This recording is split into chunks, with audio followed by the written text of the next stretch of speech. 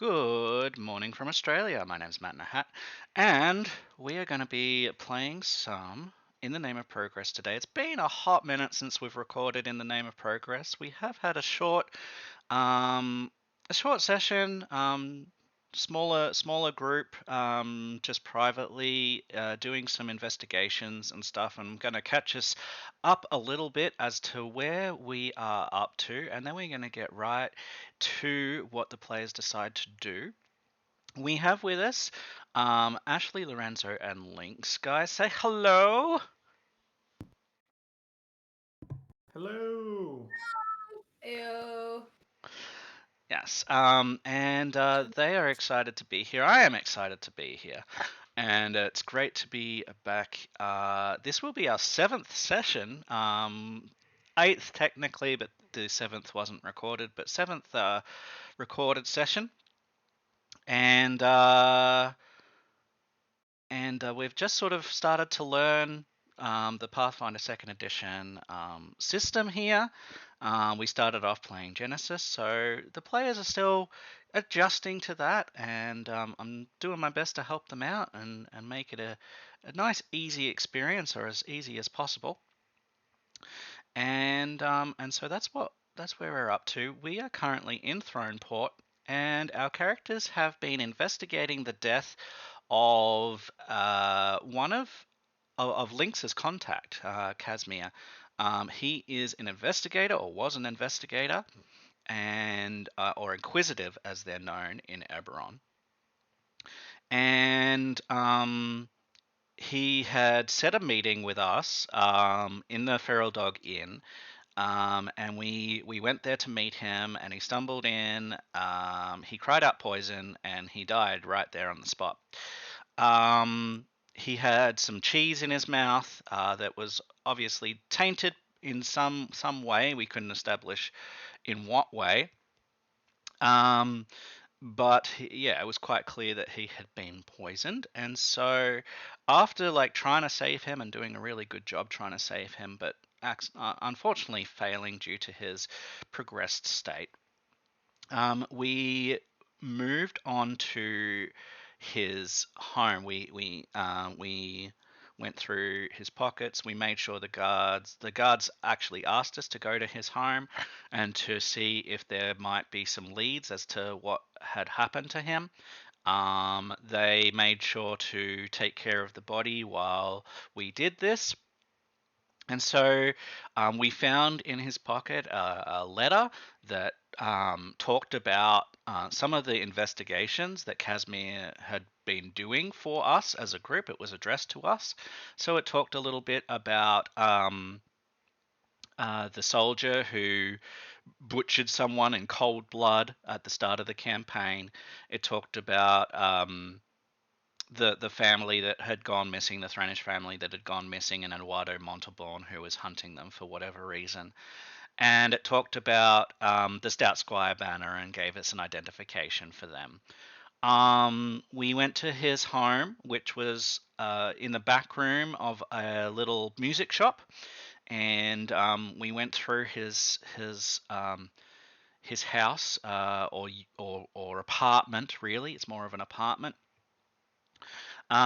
We found there an investigation that was underway that he was employed to do by the Karnathi government, which was to uncover a, um, a Karnathi defector.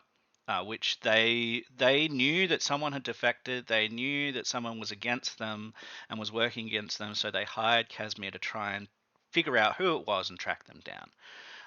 We established that in just in the last day that Casimir had discovered who this was, that this person was Tavares, a figure that he already knew, a man that he already knew, and that he had just sort of put a name to this. And we found in his journal that he had scheduled a meeting with Tavares the very morning that he died, like only an hour before he saw us. Um, and we went to the scene of that meeting. We talked with a cafe cafe staff to see whether they had actually been there, and the cafe staff member said, "Yep, absolutely. I remember Casimir. I remember he was with a guy, and Tavares happened to be um, walking not so far away, and she happened to see him, and she was like, 'That's him over there.'" And so we looked in the direction that she was pointing, and we saw this man Tavares. We saw that he matched the painting that Casimir had. Um, everything married up as far as that goes, and he actually saw the woman pointing at him, and he took off running. So we chased him. We chased him through the streets of Throneport. Um, it was a little bit difficult. We had a number of obstacles to overcome, but we managed, and we tracked him to a manor in. So we went all the way from Falstead here on the map, and we went to pretty much the Four Kings. Um, and we tracked him to a manor, the Ir Elrevian Manor. Ir IR being the royalty tag for all royalty, or at least nobles. So definitely a noble manor. And he went inside and closed the door, and we're like, well, we're not touching that. We're not going anywhere near that. We're going to go back to Rontaltain and ask him what we do. Maybe we get permission to go there. Maybe, I don't know, something else. So we go back to Rontaltain, and we have a chat to him, and we actually pitched an idea to Rontaltain, which he signed off on, and which we went through with. We wanted information ourselves about Eduardo Montalban, this guy that had um, tracked down this family that had gone missing, threatened violence. They were clearly in danger, and everything that we've heard about Eduardo Montalban has led us to believe he's not a good man. Um, he seems to be a womanizer. He seems to you know not be liked, and just be doing bad things. We decided that this man needs to be brought to justice in the form of dying with fire. Um, maybe not with fire, but certainly we want to punish his bad behavior. Um, and we wanted some more information about him, where he might be, more information about who he is, where we could find him, and then his miserable existence. And so with the information that we had discovered where the Karnathi defector Tavares was hiding out. We had tracked him to this manor, and so we decided to trade off some information. We went to the Karnathi government and we said, "Hey, you know about Eduardo Montalban. You give us information about him. We know about Tavares. We give you information about him. It's a fair trade and everyone's happy and we can go and do what we want." And so the Karnathi government instantly agreed. And so they gave us a bunch of information in regard to Eduardo Montalban. And we know that his house is just here at the bottom of Fragrance Arch, near the checkpoint between Borosk Market, Cornero Park, and Fragrance Arch. So it borders three different faction areas. So these colours here are different factions. The green is for the Thranish government. And the Thranish zone, the yellow is for Orndare and the Orndaran zone, and the red is for the Karnathi government and the Karnathi zone. So he lives just near the border there, near the checkpoint. And in this information, we found out his address. We found out that he lives there with his children, but not with his ex-partner, the mother of the children, because they had a falling out. Unsurprising, because he's a horrible man.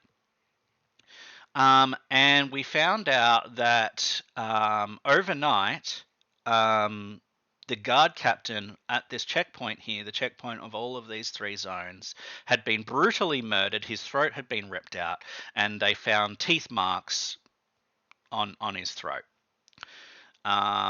Everyone was terrified, and this seems to maybe not be a direct coincidence. Like, Eduardo Montalban's gone missing. He's been hiding. All of a sudden, this brutal murder has happened. Our suspicions are at an all-time high. So that's kind of where we are story-wise. Do you guys have anything to add as far as your characters go? Um, the game is in your hands now, guys. So feel free to tell us about what you've been thinking, what you've been feeling, ask any questions that you might have of me. But it is time for you guys to take control.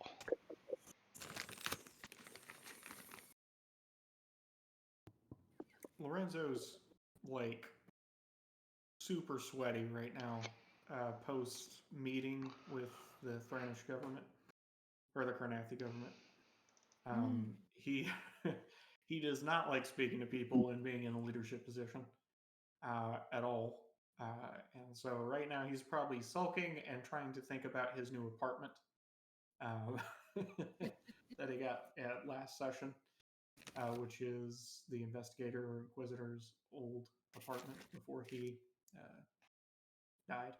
Mm-hmm. We're shacking up. Yeah. Oh, nice. Um, and probably thinking about the. Are we going directly to the raid, or is there a night or two away from? You decide. In the Oh, we end, get to decide when to raid. Okay. you get to decide how you want to do everything. Like, you don't even have to if you don't want. But I've been directed by you. You've sort of you guys have sort of said we're painting a target on Eduardo Montalban. He deserves to die, so let's go after him. And so I've been following you guys, your lead with that. So it's I up to mean, you. assuming And the defector. Oh, go ahead. No. go ahead. No. Well, um, I'm assuming we're all going back to boss at this point, and at some point while we're walking, um, Lorenzo will just like stop muttering to himself and stop freaking out over being in a public situation where he had to like being an official situation, um, and probably lean back against a wall somewhere and ask you both. Um, so are we? We have the green light, yes. Like we have, like this is actually happening. We can go after Montalban. Yes, Ronta was pretty clear. I think we are good to go if we're ready. Like good Yeah. to go. Like, This is a lot like for a day, but as if also timing is of the essence. do you think anyone will come tonight to the apartment? I think I think there's a good chance. It's so soon Do you after. think the Carnathi government would act fast enough to prevent that? So there's two different people that we might be thinking about. So let's clear it up. Yeah. Um, So you're okay. So we've got Eduardo Montalban. He is a Thrannish citizen. He is the director of social affairs at the Wayfinder Society, and he was tracking down the missing Thrannish family and putting them in danger. He is a womanizer, and he lives in Fragan's Arch. Um, near this border. Um, Tavares is the Karnathi defector. Totally different man. He is a Yeah. Karnathi citizen. He is. He was unidentified until recently by Casimir, and alls that we know about him, we don't know him personally. We have no personal gripe against him other than the fact that we believe that he murdered Casimir with poison. And we know that the Karnathi government have been hunting him, and we know that they've got that situation in hand because we gave them the information about where he is. So, as far as Tavares goes, I think that you're leaving that. It sounded to me that you might be leaving that in Karnathi hands, and Yes, that that was the we intention. and that we instead were gonna try and track down Eduardo, um, who is this director of the Wayfinder Society. Have either of you ever seen real combat before? I mean, what we've already experienced hasn't been real combat. Me getting wrestled by a painting is hardly real combat. I mean, just what we did in the sewers. This is definitely new to me. I mean, I've been to the theater. Like, if it's anything like what's depicted, which I'm sure is grandiose and not the real thing, obviously. I mean, Montalbon is the only one other than us in the family who know about the plant, right? We believe so, yes. Eh. If and Lorenzo's like trying to just rub the sweat off his brow through his like thick curly hair at this point, Hmm. and just Ashley yeah. hands handkerchief. Ashley will hand Lorenzo a handkerchief to wipe his brow with. Oh, thank you. And he wipes his brow and hair, and it's just like it's covered in bits of like black hair, and just Yeah. it's soaked. It's just drenched, and he keeps patting himself with it. Water, Lorenzo. Lorenzo, you were really great back there. You did a good What? job. Is it what? What do you mean? You helped yourself. She'll out. pat your back and you handled all of that brilliantly. And now we have the green light, so I'm just clarifying here. Are you willing to take this plant, right? If Rontel is right, and if we can, and if that druid is right, that plant can revolutionize this city. Could give Rontel the funding, the influence he needs. Are you he's the willing right to? Yeah. Are you willing to kill for that? Is what I'm trying to ask. I'm sorry, I'm very nervous, and he like the handkerchief is gone at this point. It's just so soaked. Ashley's not worried. Ashley, when you say like kill for this, like that kind of really brings it more in Ashley's face just kind of drops in thought and just like and we'll just kind of get lost, like really pondering like, Oops. yeah, that's when push comes to shove. Yes. I don't know. You're right. It's a far cry from anything we've done so far. Indeed. And know that there is a facility in this system and in this world that you don't necessarily have to fully kill people. If you believe that they're heavily damaged and might be at risk of that, you can attack them in a way that is less accurate, but means that it's non-lethal to them. Um, so it's -2 to your attack roll, but no matter what damage you do, they will always be stable and unconscious if they fall unconscious, and they won't die even if you critically hit, because you've done things in a way specifically to do enough damage to knock them out, but not do enough damage to kill them. So that's a potential possibility in combat. You cannot do that with spells, but you can do that with weapons. I mean, Lorenzo, does it have to be?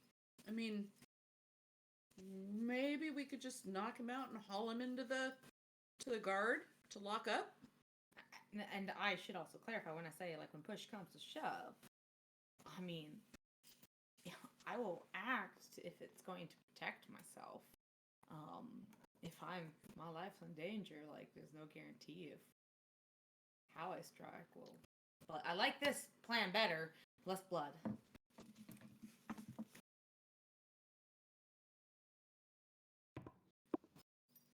Well, as my mother has taught me, you must strike while the iron is hot.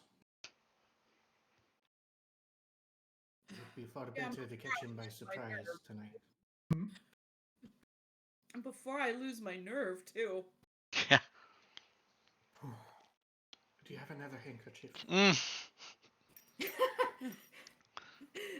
Ash is like, yeah, just fiddles around through their purse for a moment and pulls out more of a towel length hanky, and so. Oh, thank you so much. And he just Yeah, completely drenched. No rush. He did not sweat this much in previous combat situations. It was only talking to officials. Yeah. So this politicking has really caused some unrest for Lorenzo. You gonna Cool. be okay, Lorenzo? Oh, sorry, I just have to breathe. Mm-hmm. Yeah. So, Just breathe. as you breathe, do any of you have ideas as to how you might approach this situation where you have a target, you know what you intend, which is to bring him to justice, potentially use lethal force if you have to, but maybe that's secondary. You know where he is. He's down where the "You Are Here" sign is. Pretty much there. And you guys at the moment are in Daroon Gate. You know, so you can, well, you can be anywhere really. You can be anywhere, and you can be making your way there after this chat or during this chat. Do you guys have an idea of how you might like to approach this situation? If I remember correctly, this is the Womanizer. Yes. Ashley will kind of look at Lynx and be like, I mean, suppose we can portray it by at least using our ways. I don't know. It might be Ways? dress up, be girly, charm him, give him a sense of petting his ego. Okay, we can. Lorenzo steps in front of Lynx. Don't you dare suggest that Lynx will be good tonight. I mean, if you want to join in, you can try. I got another costume for you too, Lorenzo. Okay, I'm just saying this might be a way that we can get potentially close. He pulls a scarred nipple. His cheeks are out. on fire. don't think I would do a very good job. I don't have all of The facilities. all of the facilities here. Well, you guys would have my back close if you're in support of this, but that's where my thoughts goes. If this guy's into the ladies, I've had my fair share of guys at the Shimble Shack, Skimble Shack, blah, blah, blah. Where, yeah, so I can try and see if, if I can convince him, and, yeah, that's at least where my thoughts go and where my talents are. I guess you can dress me up and make me look like a girl, but I mean, but you are a girl. I know, but today you look it. I know, but you know what I mean. I don't. It's a quote from. I don't have any pretty outfits or anything, so Oh, boo! I got you. You can dress me up. I don't know how useful I'll be, but I can try. I'll follow your lead and. Lorenzo, let's say because you do care about links, perhaps you're a pimp, and that way you can whatever Hard to pass. push me towards Hard the to pass. Now Lynx is really blushing, and she Hard to pass. can't look at either of you anymore. Oh boy. Let's just say I have a history with. Anyway, how about I'm this? Lynx Any other starts ideas? hiding behind Lorenzo now. Ashley, how about we can do that? Not the pimp thing. Hard to pass. Yeah. Okay. But we get guards right from Ronteldane with some authority because they said they would help supply guards, if I remember. Get just a couple, maybe one or two lady guards as well. Just say it's under investigation for these potential lycanthrope sightings over at the that happened this morning at a gate nearby, and we just needed to ask him some questions. And then you, being, we'll say, my partner, can seduce him, get him alone, and then we beat him up. But that way we have a pretext to be How on. about we also secure where I am seducing him to? Like, do we have? Oh, I guess he would not be aware of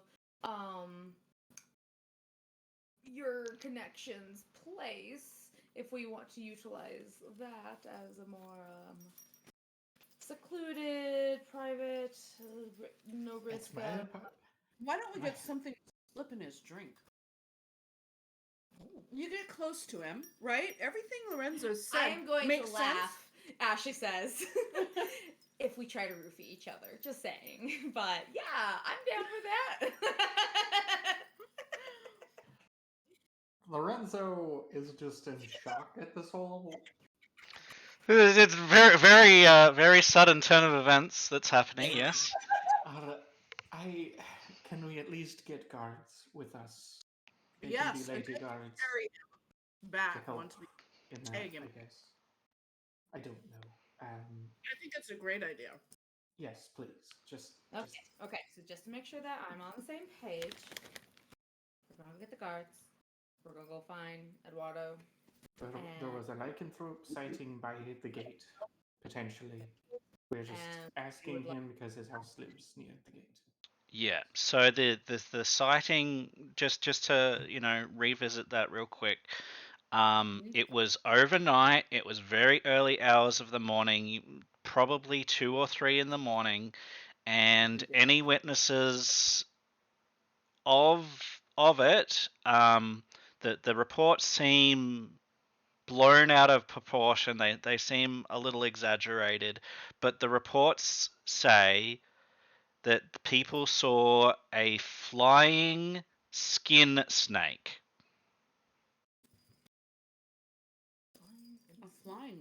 skin snake. So it's a snake, but it's made up entirely of like human-like skin. That's apparently what they saw.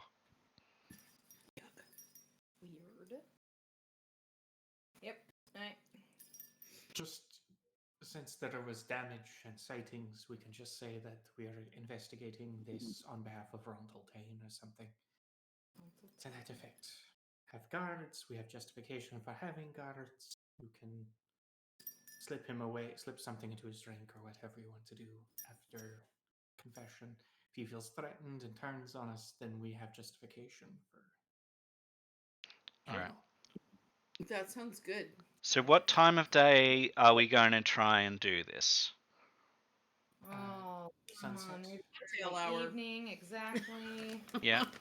Sort of coming up towards sunset, grab a couple of guards, have them nearby. Ashley, looking like a babe. Yeah. You can be gorgeous. Gorgeous. I would hope so. Get a letter by Rontaltain with an official paperwork or whatever. Uh-huh. Just to be like, hey, I sent them here to ask you questions about such and such. And so the idea is that we front up at his house with this letter. Yes, Okay. because the idea is to have justification for getting in. Once he's in, he'll either shoo us away after like some brief questions, or something will get triggered, or they roofie him. I gotcha. All right then. Cool. Then you execute this plan. It's time to I'm Woot. going to activate a new scene here. Good luck making me pretty, Ashley. Oh, come on. Look at these cheekbones you have. I mean, don't hardly need any blush. Right, let's make sure that. Yeah, so what I've done is I have dragged you all onto a map. This is the so thank you to Tom Kartos of Patreon. So this is a free map that Tom has provided on the interwebs, and we're this game is not paid, so and we're not doing anything. So but I just like to recognize the artist. So thanks, Tom Cardos Thank you. for making the map. And yeah, so we have a little bit of a layout here. You guys, there's guards nearby. You don't have to be concerned, but I'm not representing them right at the moment. But they are just nearby. You guys can see the layout of the house. And you guys can make your way around it, or however you want to do things. So I'm going to describe what you see, and you guys can decide how you approach the situation. So you've come in a gate. You can see that this place is fenced off. Excuse me, there's not all that many fenced off houses in Throneport. Mostly the fenced off houses are those of nobles or aristocrats, those sorts of people, people in power. And so to have a fenced off house is not all that common. In addition, you see that there are some gardening plots, which is even rarer in Throneport. Throneport is on an island, and there's not a lot of gardens, especially private gardens, inside of Throneport. So this guy not only has a fenced off house, but he has his own tilled garden that grows fruit and like vegetables and stuff. So that's that. You know, he's rolling in it. Is your picture. Off to your left, as you are walking in, you see like an outbuilding, It's not connected to the house. You're not sure exactly what is there, and what is inside, and you do not see a door on this wall. So you only see this wall, and you do not see a door on that wall. But you do see that there is a yard on the other side. There's a squeeze space here that potentially you might be able to squeeze, but it's very, very, very, very, very tight. You think it's probably not likely. You might get stuck in there if you try and do that, but there might be another way around to get there.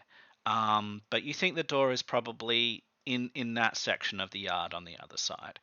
The house has a pagoda. Well, not a pagoda. This is like Porch. a porch, yeah. And so the door to the house is actually just under the porch in this location. You see windows all around the house, and I can take you onto a slightly different version of the map to show you those if you want to get a look inside. But all around, you can see that there are windows. You see also on the other side, on your right hand side, as you're looking at the house, you see a trap door, a double trap door. That sort of leads underground. It's either a storm shelter or maybe a place for storage or something like that. Maybe an underground shed. You're not exactly sure what it is, but it's like a storm shelter kind of doors to it. You see a cart that's parked in the yard, so he has his own private cart as well. And the house is relatively decently sized. You know, this is a pretty big house. Mm-hmm. So He's like in. Okay, where's our escape routes? But then it's like we got the guards here. We should be okay. yeah, and the fence is it's only sort of just under waist height. You could step over the fence if you want. Okay. Easy to run out of here. More for looks than to keep people in or out. Correct. It's there for looks. Absolutely. Hmm. Well, I mean, alrighty. I mean, what do we think? Do we think he's gonna try to run or something just because we show up, or do we think he's gonna think this is a social call? I mean, depends. It's not like we're preaching religion, so hopefully he Yeah. can just stroke his ego. Hello there. We're going around trying to look into the like and thing that happened this morning. Ashley will sound far more elegant than what I am doing today. My Oh, brain for is sure. like on, and so Yeah. if Well, I sound dumb, please give Ashley a little more grace. yeah. I'm gonna drag you down now to where you see all of the windows and stuff. So here is the yard again. But now you're actually seeing where the windows are. You're actually seeing um, you know what you might be able to actually see inside. Although a lot of these windows, most of these windows, are actually obscured by curtains. But I've opened them up on the map just so that you can sort of see where they are, and you can see that the door to the house is just here. The porch has a number of chairs sitting on it, and even like a wooden bench. So this place is, you can see that it's pretty good quality furniture and things even on the outside. So yeah, that's what you guys can see. Cool. Yeah, Ashley will basically just be like, should be able to go up, be able to flash a smile, And if it's someone else who answers the door, it's like we can speak to we're looking for an Eduardo or the master of the house in regards to an investigation on sightings that had happened this morning concerning Michael. Yeah. Okay. So you guys want to go up to the door and see if there's anyone home? Boop, boop, boop, boop, boop. Knock, knock. Oh, whoa. Whoa. Sure. Upside down. So you guys can be here. The door is actually over this.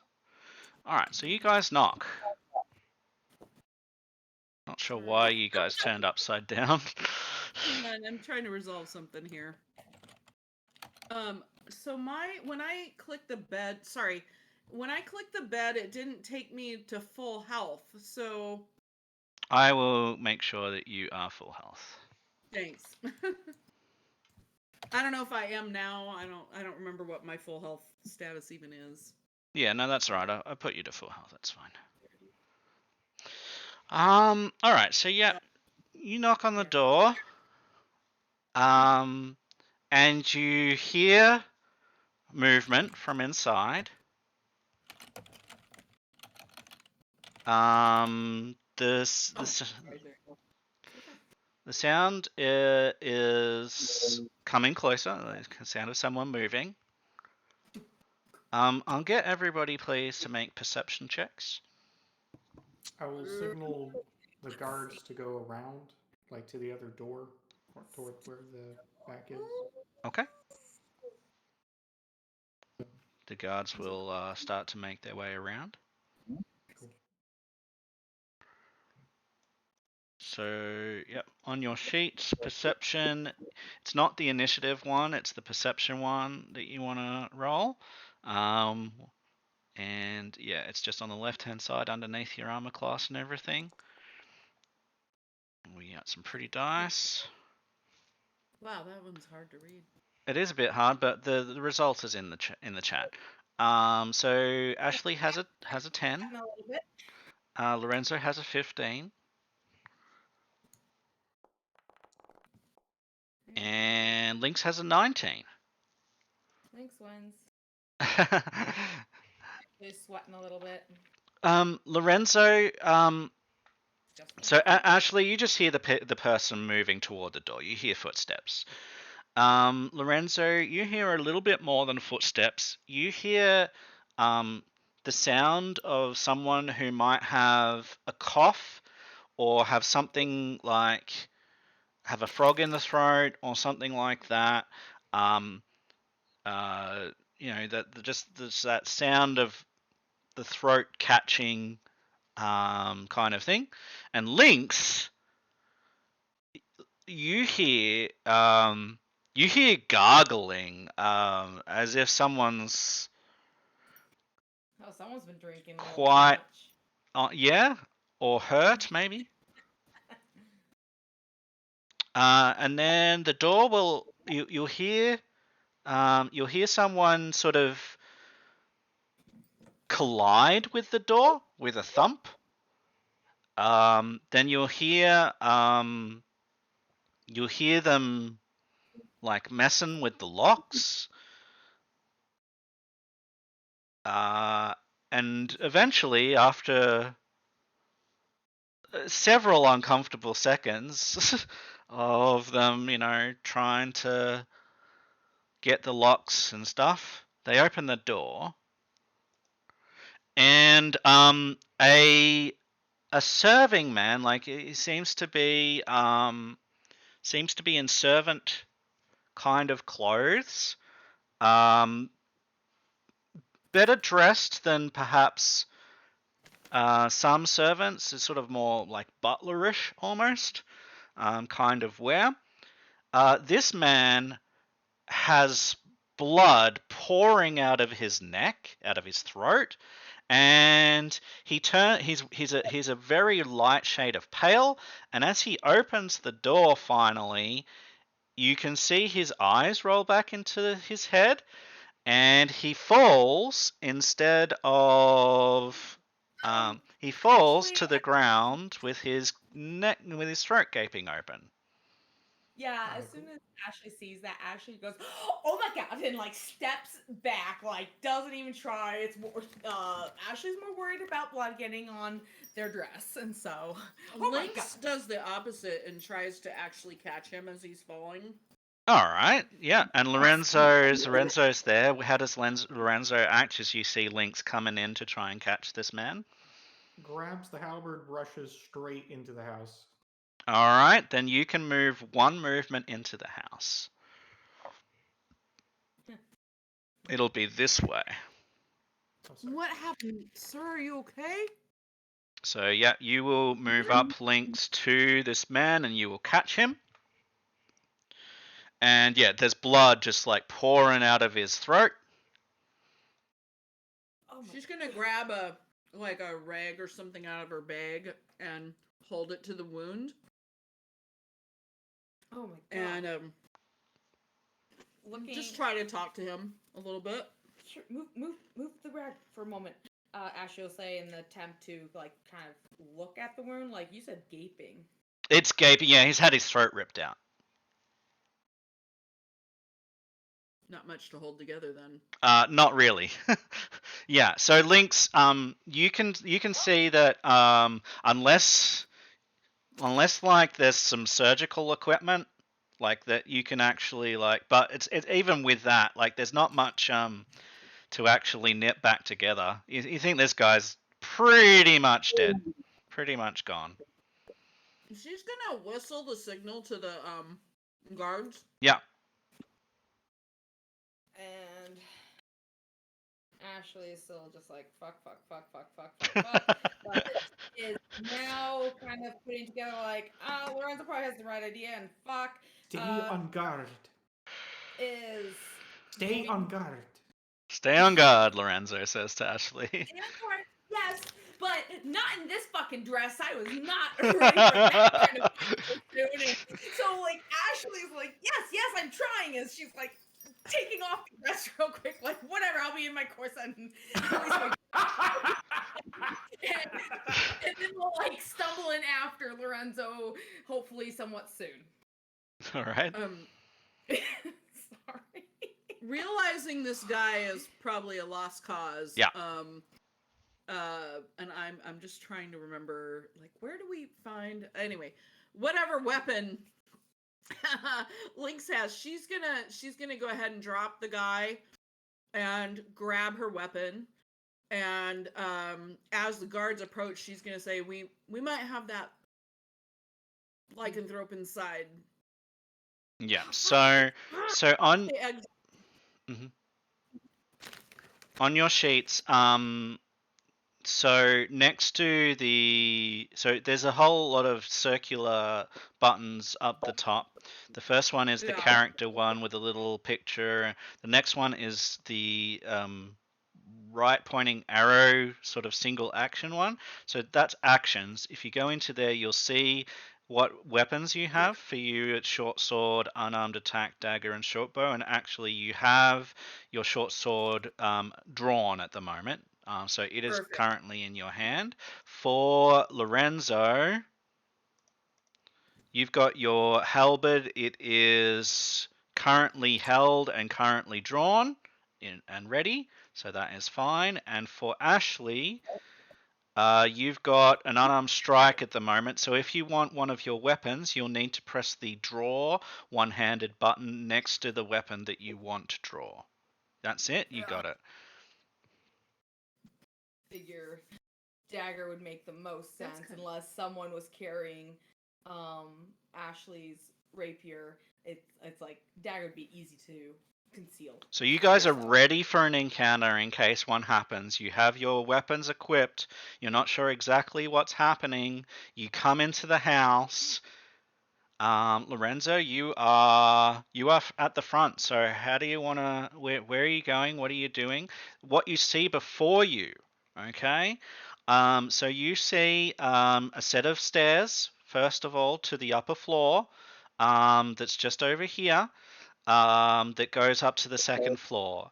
The second floor is only one room, so it's exactly the same size as this room. Okay, so It's this size, the upper room. You're not sure exactly what's up there, but that's how big it is. You have a table over here, and this is mostly just where people put stuff when to go. So this is, there's a coat rack, there's a shoe rack, there's some tables, and lamp and stuff like that. So that's what you see in this room. And then coming to this bottom room, you see what looks to be a kitchen and living room all in one. You see a dining table over here. You see a couch and sort of living area over here, and some kitchen facilities at the back. Since this guy had his throat ripped out, Lorenzo's following the trail of blood. Yep. Nice. All right, so the blood leads into this room. You do not think that it goes Right. any further than this room. No, you can pull yourself out. That's totally fine. I will completely go in that room. All right, so yeah, you can pull yourself in there. Okay, so I need to. So why? So I just need to see why. Yep. So that's all good. So you see something horrifying, Lorenzo, down here, hiding behind the couch. Okay. So, and here we have a warning. here we have a content warning. All right, so I'm gonna throw a content warning down here. Anyone that might be weak of stomach, there's that, and our scene is going to involve some very unfortunate children. If you think this might trigger you, possibly a good chance to turn the stream off, or to brace yourself. Okay, so with that out of the way, you come into the room, Lorenzo, and you see two children, probably around the age of 8 to 10, both of them, one male and one female. They are hiding behind the couch. You see that their necks are way longer than they should be. And they're sort of twisted around and around and around. You see blood pouring out of their mouths. One of them, the older one, has clearly ripped the throat out of this butler and is currently hiding. They are clearly not normal. Something has happened to them. You're not sure what, but both of them are hiding, and it's clear that they are the cause of what has happened. As you come into sight, I need you to roll initiative, please. Alrighty. Now, I need to get this encounter started. Now, you guys don't have to fight. Again, as we go into this encounter, encounters are not designed so that you have to fight. They are designed to show you that action is taking place, that people mean hostile things toward you, but how you react to it, what you do, is up to you. As a secondary note, as I'm rolling initiative for the creatures, in Foundry, it auto kind of generates titles for some of these things. So if they have weird descriptors, it's because Foundry needs a way to discern between them, and it just auto does that. Okay, so that's that. They have rolled initiative, so I need initiative from Lynx and from Ashley, please. So on your sheets, that is below perception. It is initiative, and you weren't stealthing, so you will roll perception for that. You'll have perception as a drop down. If it's not already perception, you'll need to change it to perception. Yeah, so, nope, down. So see how it's already been changed to perception in the initiative? Oh, yeah, there it is. So then click that one. Yep. And roll. Yep, so Ashley is done. That was close. Oh, that was you. Yeah. Why did I Yeah. click yours? Because I thought you were doing me a favor. Okay, that's fine as long as you're okay with that. Sorry. I was like, I've been looking at the. Oh. Oh no, I'm sorry. I took your. Okay. attention. Okay. Alright. Oh, foundry I facing. put me in initiative, so it's fine. I'm just gonna see if I can VTT change your facing back to how it should be. Facing. I don't get why. Yeah, we're upside down. It's weird.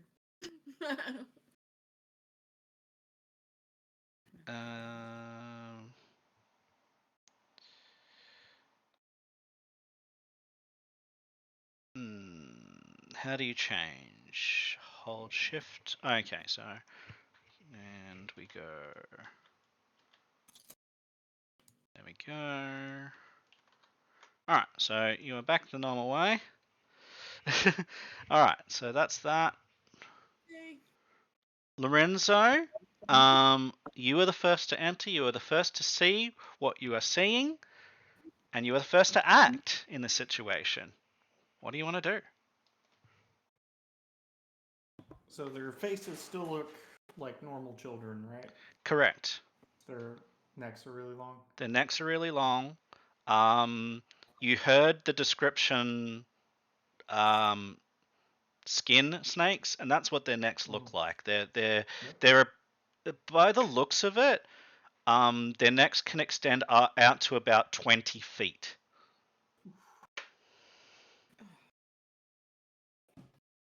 Based on how many coils there are.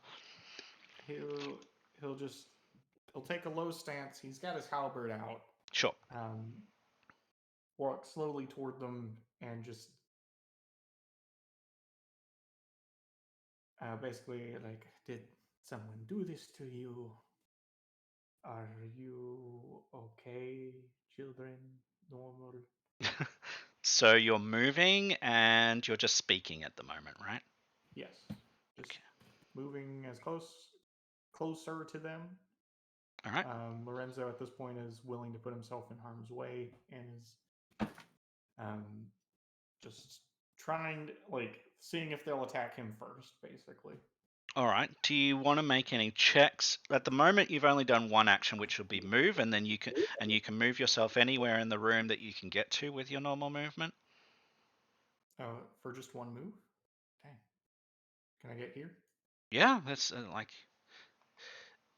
each of these squares. I don't know if you can see. That's just 5 feet. 5 feet. So yeah. Okay. Yeah, I'm trying to corner them here, which positions myself to where the guards might come in and block, basically protects the other two and locks them behind the couch. Okay. So I will. My other action, I guess, diplomacy. I don't know, or sense motive. I guess. So it would be perception to try and sense their motive. The other thing I should tell you is, as you gaze around the room, you actually do not see an exit outside of windows. There are no doors in this section. Perfect. That's fine. You did see a door down the hallway, however. Okay. Right now, my first instinct is to position myself, the halberd in front of me and myself in front of everyone else, and use the couch to my advantage in this case and try to corner them while asking them, do some kind of sense motive, whatever it is. Yep, so perception for that. So you can roll a perception check and see if you can figure out what might be going on here from the way that their body language is and that sort of thing. I don't even have to do actions. Do I just roll base perception? Yeah, that's correct. Ooh, yeah. You're not sure. It looks like they're crazed to you, but beyond that, you don't really know. They certainly are not. Their manner is not like that of any children that you've ever seen. All right. My last action, I guess I attack. Okay. do so. So in order to do this, just as a reminder before you roll, you can click the select targets, which is below the select tokens on the left-hand side. It is the target looking one, and you can click on the target that is next to you, and it will surround them in like there'll be little triangles pointing into it, and then you may roll your attack, and it will auto compare your roll to their armor class. So here you will see that when you rolled this, it'll give you your result, and it will say that it's a miss and how much that's by. So it tells you a bunch of things. Oh, okay. Okay, so you swing your halberd. Perhaps Lorenzo was a little bit unsure at this time. He's like, well, these are children, but they're not acting like children. Something's off. I'm going to try and attack, but his heart's not in it just yet. And so they sort of dodge out of your way, and it is their turn. Let me begin the encounter. Yep. All right. Oops. What have I done? Stop doing that. All right. So it is this one's turn. Okay. So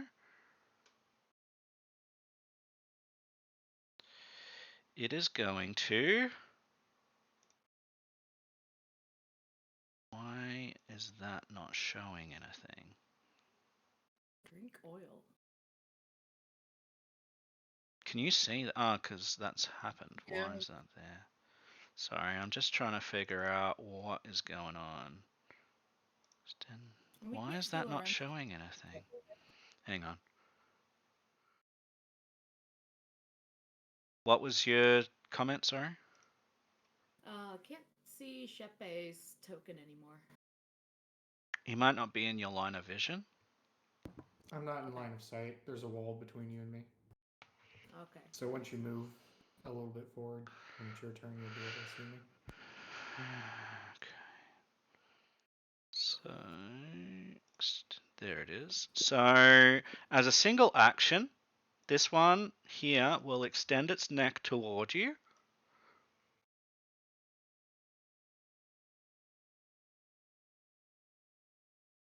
Yeah. Oh, rather, as a two-action thing, it'll threatening lunge. So instead, so threatening lunge, its neck is not currently extended. That's true. Effect: the Rokaru Kabi's head comes within an inch of their target's face before striking. It attempts to demoralize you, so we're going to do that. Demoralize. Intimidation check. Why is it a +0? 1 second while I work this out. Because they don't have charisma. That's not true. Maybe because it's, yeah. We're just having some issues. What I might have to do, I'm just going to replace these tokens with others. Just drag these out, and then what I'll do is, because their stats weren't there for whatever reason, that's better. So, and then I will update their tokens real quick, just so that they're back to what they should be. Worlds, images, and we go down to R.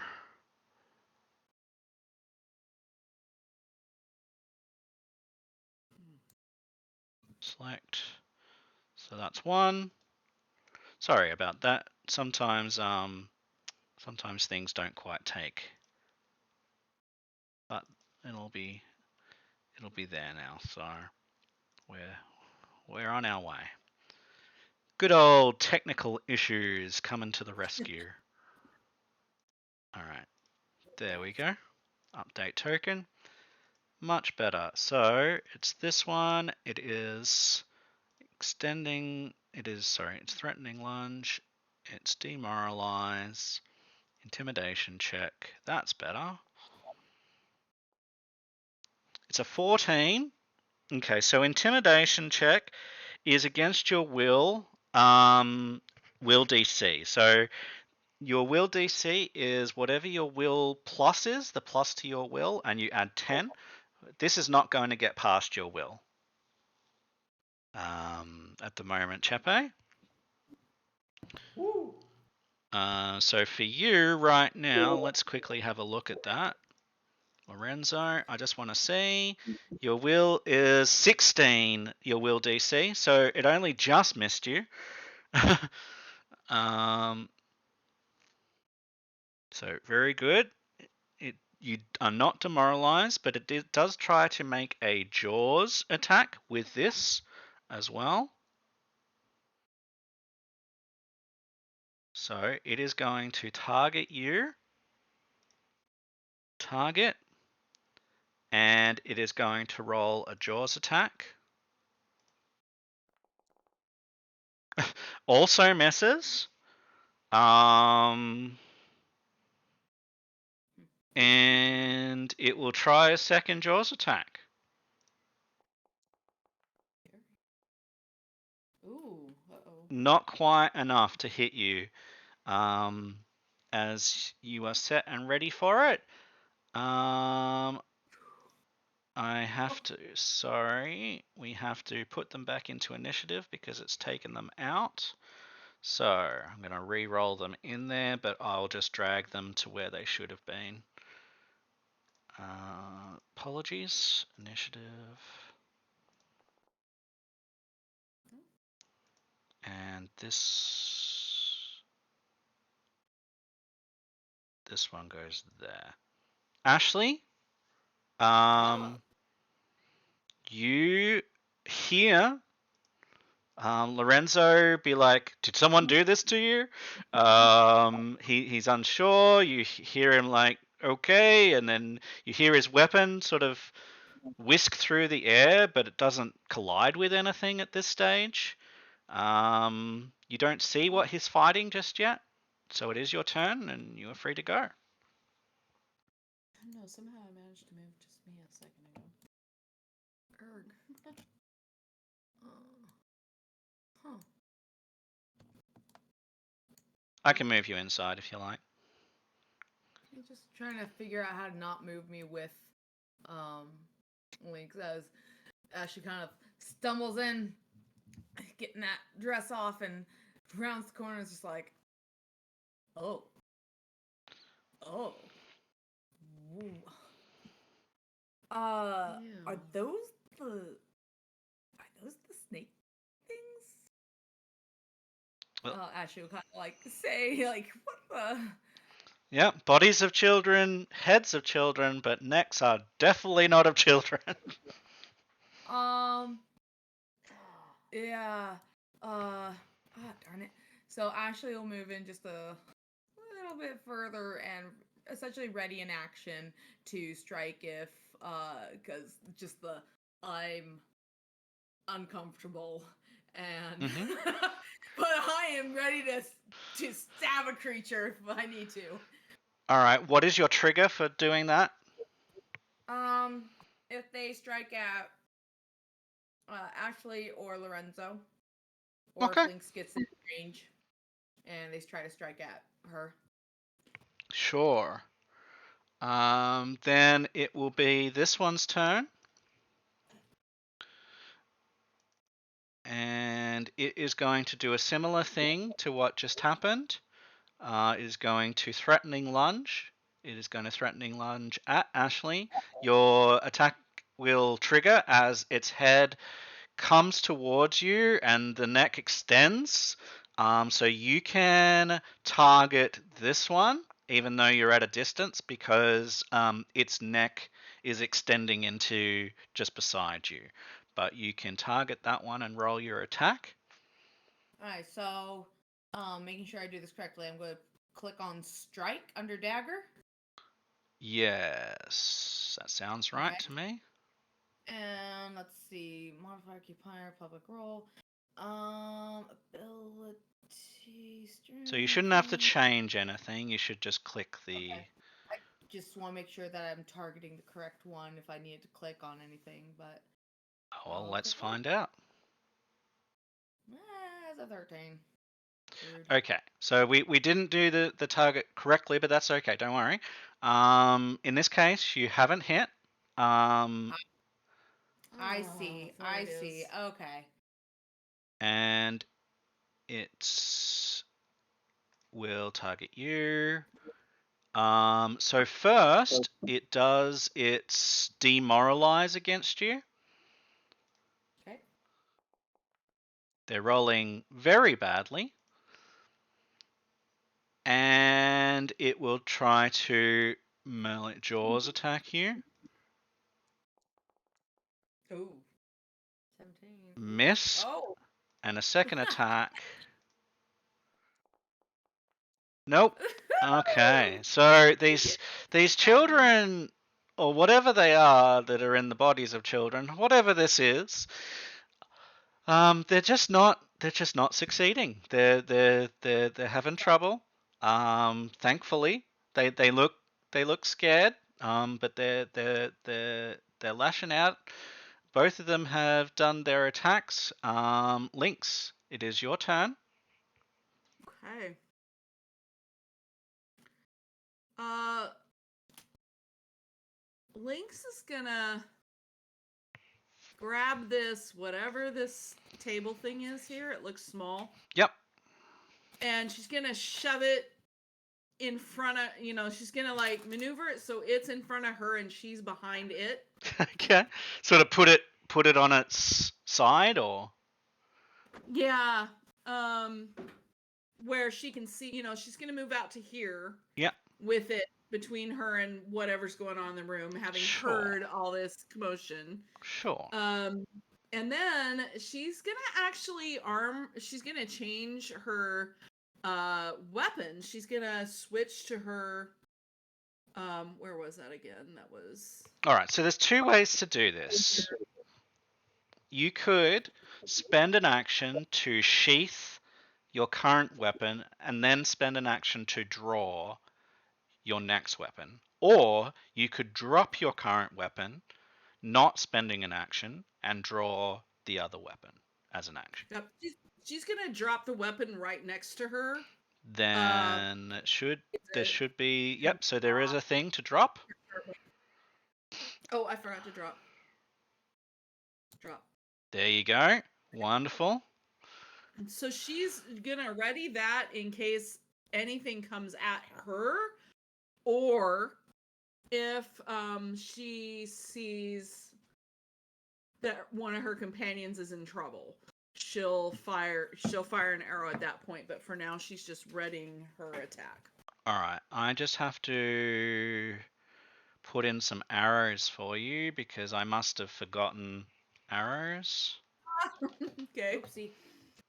Oopsie poopsie. Oh yeah, it says no ammo, doesn't it? That's all right. You definitely have ammo. It's my fault. Yeah, because I've used Link's my bow reaching back. before. Where on earth is my Right? arrows? Ah. Arrows. And I'm gonna give you 20 arrows. Okay. Sounds good. All right. So there you go. Okay. So yeah, you are ready. So you've dropped. You've moved. You wouldn't be able to ready in action. So you'd either have to shoot now or do something else because ready in action is 2 actions and you've only got 1. Oh, okay. She's going to. Oh, she's got a lot on this.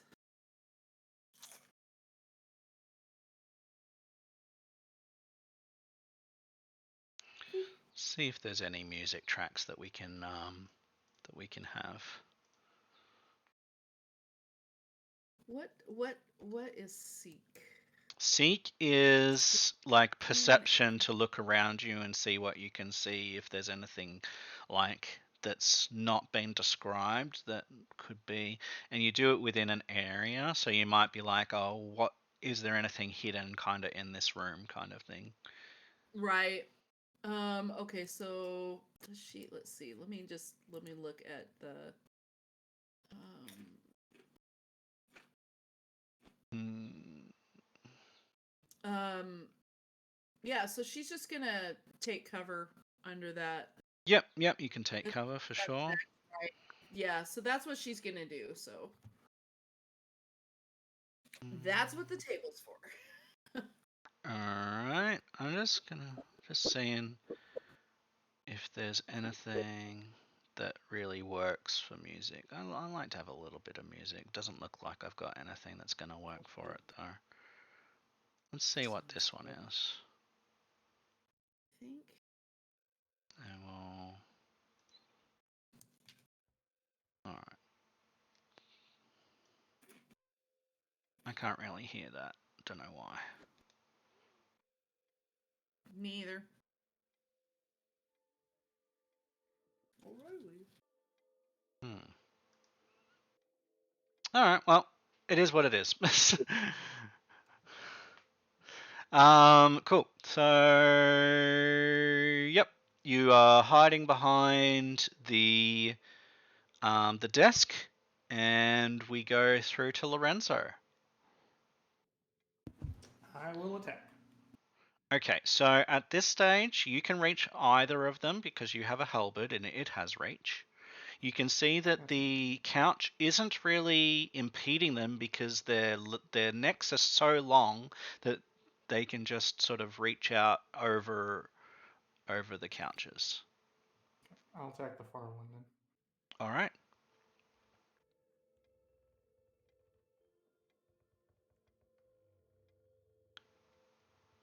So Here we go. Mm-hmm. I was just popping out the character sheet. Yeah, no, it's all good. Nice. That is a hit on the far one. Roll damage. Looks like you have to get 21. So yeah, that's just there. Oh, it's minimum damage, but that's still okay. And all I have to do, the reason why I like doing this is I don't have to like manually edit anything. I click on the damage button and it just automatically applies the damage to that one. It's really nice. Want me to click the damage, or did you just do it? Oh, barely injured. Yeah, you did it. Okay. Yep. Can I attack again? You may if Or- you wish. Yes, It will I'll be attack the at other one. map. It's the first map, so you'll see beside strike how it's got MAP -5 or plus. Well, it says 5 and then MAP 10. So it's the 5 one. Okay. And that's multi-attack penalty that stands for. Gotcha. Oh, you definitely hit. Oh, that's much better damage. So that one takes another 12 points of damage. You can see that one is badly injured already. You've had 2 attacks. It's probably not worth doing a third attack. I will say probably ever, unless you are maybe a flurry ranger or something like that, because it's -10 to your attack. So I would suggest something else, maybe aid Ashley, or maybe do a skill check, maybe recall knowledge, maybe because recall knowledge will help you to understand what's actually going on here. You could also try that perception to sense motive again if you wish. Yeah. I will try perception of sense motive. Okay.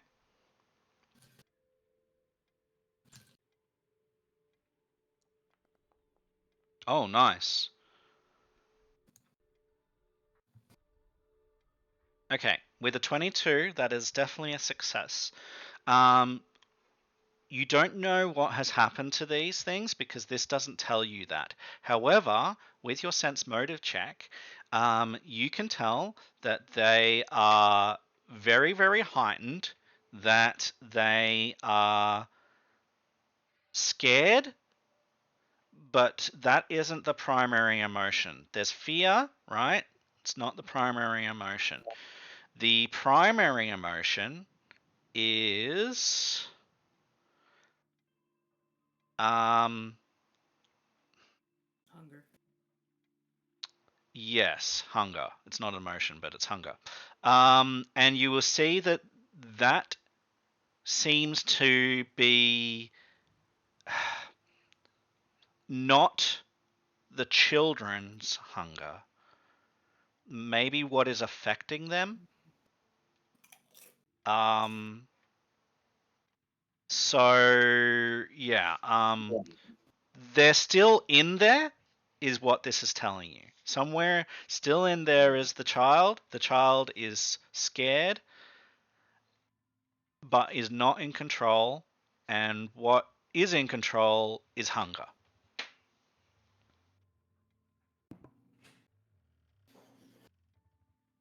We need to knock them out, I'll say. Okay, very good. That is the end of your round, of your actions for this round, as you have done 3. It's the one that's further away, the one that you just attacked. Its neck is already extended, so it will try to bite you. Lorenzo. So target you.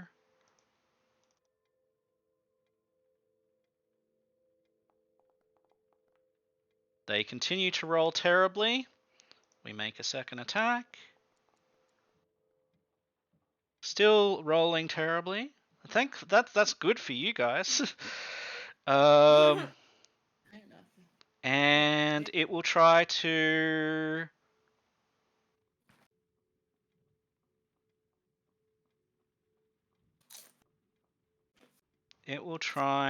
demoralize.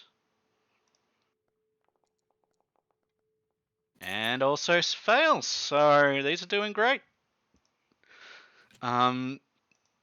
Ashley, you see these things continue to try and bite Lorenzo and yourself, but they're not really succeeding very much. Thankfully, because there's and you see Lorenzo or hear Lorenzo say, "Try to knock them out rather than kill them." Yeah. And Ashley's like, no shit. Yeah. Well, look around to see if there's like a wine bottle, a clock, like a table clock, a heavy book, chairs even. Oh Because yeah. they're going to grab something and chuck it at one of the child snakes in an effort to knock them out. All right. Well, you've got easy access to chairs right next to you, so that's probably your easiest thing. And you do have a head right next to you. It is the head of this one that's right next to you, so you can just try and slam it into the head, or you can try and chuck it at its body. No. Yeah. Ashley basically drops their dagger and will reach over, grab the chair, and just kind of like do a slam into the head, or at least attempt to. Unarmed strike. It is an unarmed strike, but you're gonna take actually what we'll do, you can pick I up have your the dagger. Just imagine that we didn't drop it. okay. You can strike with this dagger when the thing comes up where the circumstance is. You're going to add a circumstance. Hang on. Hang on. Why is it +1? No, we won't do that. We'll just roll it, but it'll be -2. Sorry, you are level. What level are you? You are level 2, so Yeah. it is your level +2. So it's -4 to whatever you roll, because this is an Okay. improvised weapon. Sure. Hang on. Please, dice, love me. Okay. So 15, which is a miss. Did it not target the creature? It's fine. Yeah, unfortunately, because you've used an improvised weapon, you have unfortunately missed. Or hold still.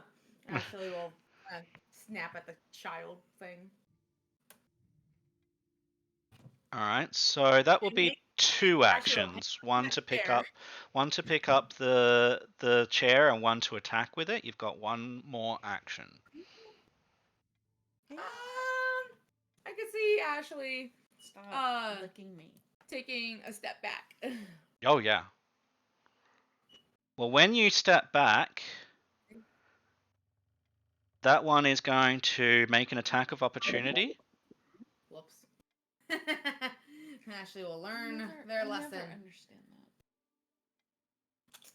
that. And try and jaw. So the attack of opportunity is jaws only. Yep. So jaws. Boop. Oh no! Oh no! Of course. No. Rude. Oh. 14 points of damage to you there, Ashley, as you step back. Ashley's like, just screams, like, oh my god, fucker! All right, and not only that, Go away. but it rips part of your throat out, and you are bleeding. Yeah. So I'm going to give you a condition. I took off my dress. Persistent damage, and it is bleed. Shoot. 1d6 and add. There you go. So at the end of your turns and stuff, you will start to be bleeding, and everyone that's around there, Lorenzo, you see her throat or their throat being partially opened, and Lynx, you see this too, and blood is pouring out. Okay. Horrifying. But you do manage to step. Or you do manage to move. Yeah.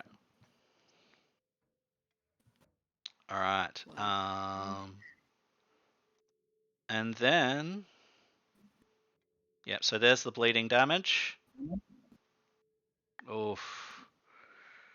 And you can roll the recovery check, see how it came automatically up. You can press that button. She had to leave the room a second, so I'll do that for her. Oh. That's a critical failure. So can you, let's just see. Can you also, with her selected, press the damage on that d6, the damage on the d6 for her, so that she takes that bleeding damage. The 4, just click the 4. Why is she unharmed? So I will do this. I will damage her, and then I will damage her. There we go. She is near death from that one attack. That's awful. Yeah. Okay. All right. Shoot. The one that just struck at Ashley as an attack of opportunity, it's its turn now. It is going to attack Lorenzo.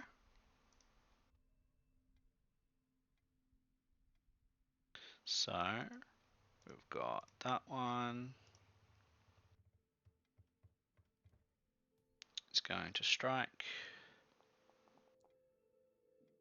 That's a normal hit, Lorenzo, for 10 points of damage. Ouch. And you just, with yourself selected, you just click on that on the damage under there, and you will take it. There you go. And I will also apply the bleed to you. Oh my god. Not you too. Oh yeah. You're almost dead. Bleed 1d6. Throat ripped out. All right. Yeah, and Lorenzo, yeah, your throat's partially ripped out. And yeah, you're not feeling too good. It is going to try and grab grab hold of you? No, it doesn't do that, but that's its turn. Lynx, you see everything that's happening. Oh my gosh. Forget the knockout. Forget the knockout. Get the guards. Get yeah. the guards. Lynx is gonna whistle the signal again for the guards. Mm-hmm. Little help, and she's gonna target. Was this one the one doing all the damage? Yeah, that's the one that attacked Opportunity, yeah, and Oh, attacked Lorenzo, yeah. Here, that right? Yeah. Oh yeah, it did it. Oh. Okay, and I'm gonna fire. Oh, mine. That's mine. A arrow. Hang on here if I can get myself squared away. Where'd my wait? Where do I click then? This. Okay, come on, roll. You can hit the critical damage there on that. Nope. Oh, right here. Shit, I hit the wrong one. Oh, that'll just be 10. So I will calculate it, and it'll be 10. So I will deal damage and deal damage again. All right, so that one has taken 10 damage. You've got 2 actions left. Can I reload and fire again? You have a normal bow, so you don't have to reload. You can just fire again. Your bows do not have reload. You can just fire. Map. Does it have to? It's does it map strike 5. or does it- It's the map -5. Whatever it is, +5.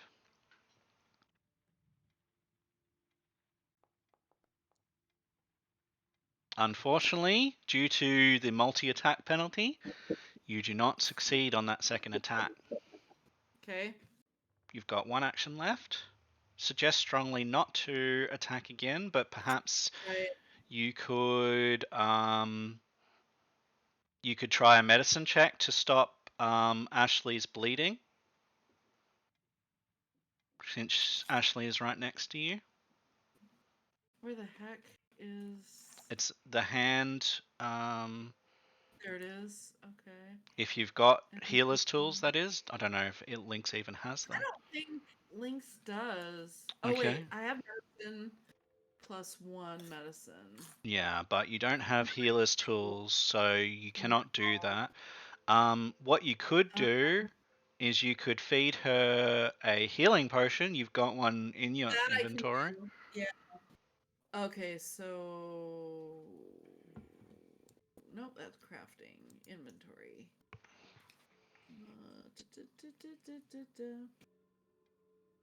Right here. So do I just? So you should be able to. Let's actually have a look at it. And then I click this. So by clicking it, we can say use. You say use, and it will pop it up on the screen. Oh my gosh. No.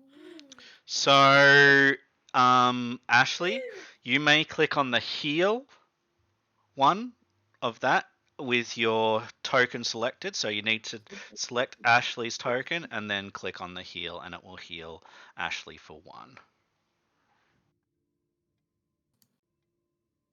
Lynx is already at Ashley is healed for 1. Yeah, good. We're getting there. It's all right. But hey. Lynx is already at full health. Well, good thing I didn't select Lynx. Yeah. All right. So that is your whole turn, and that should now be out of your inventory. It is. Nice. So you've used that. Unfortunately, it didn't roll very high, but it's any healing is good. Gone from almost dead to badly injured. So there you go. That's pretty good. And then that is your turn. So Lorenzo. Lorenzo is attacking the most injured one. The far one. First.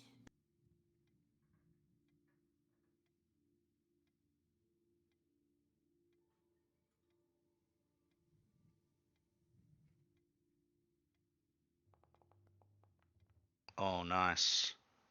Yep, you absolutely damaged that one. Yay. Why is it only a D? You rolled an unarmed attack instead of your. Oh. Can I cancel that and do another roll? Yeah, so just attack with the other weapon, and whether you hit Yeah, or the not, halberd, yeah. whether you hit or not, still just do the damage of the halberd. So yeah, just. Well, you're not going to get the critical hit, unfortunately, but you will still get normal damage. Rude. Alright, so it's 6. It's mocking you at this point. Did you want to make a second attack or do something else? It is Yes. near death right now.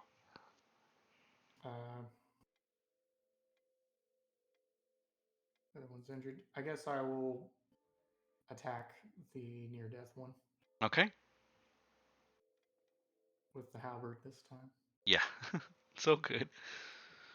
It's easy enough to do.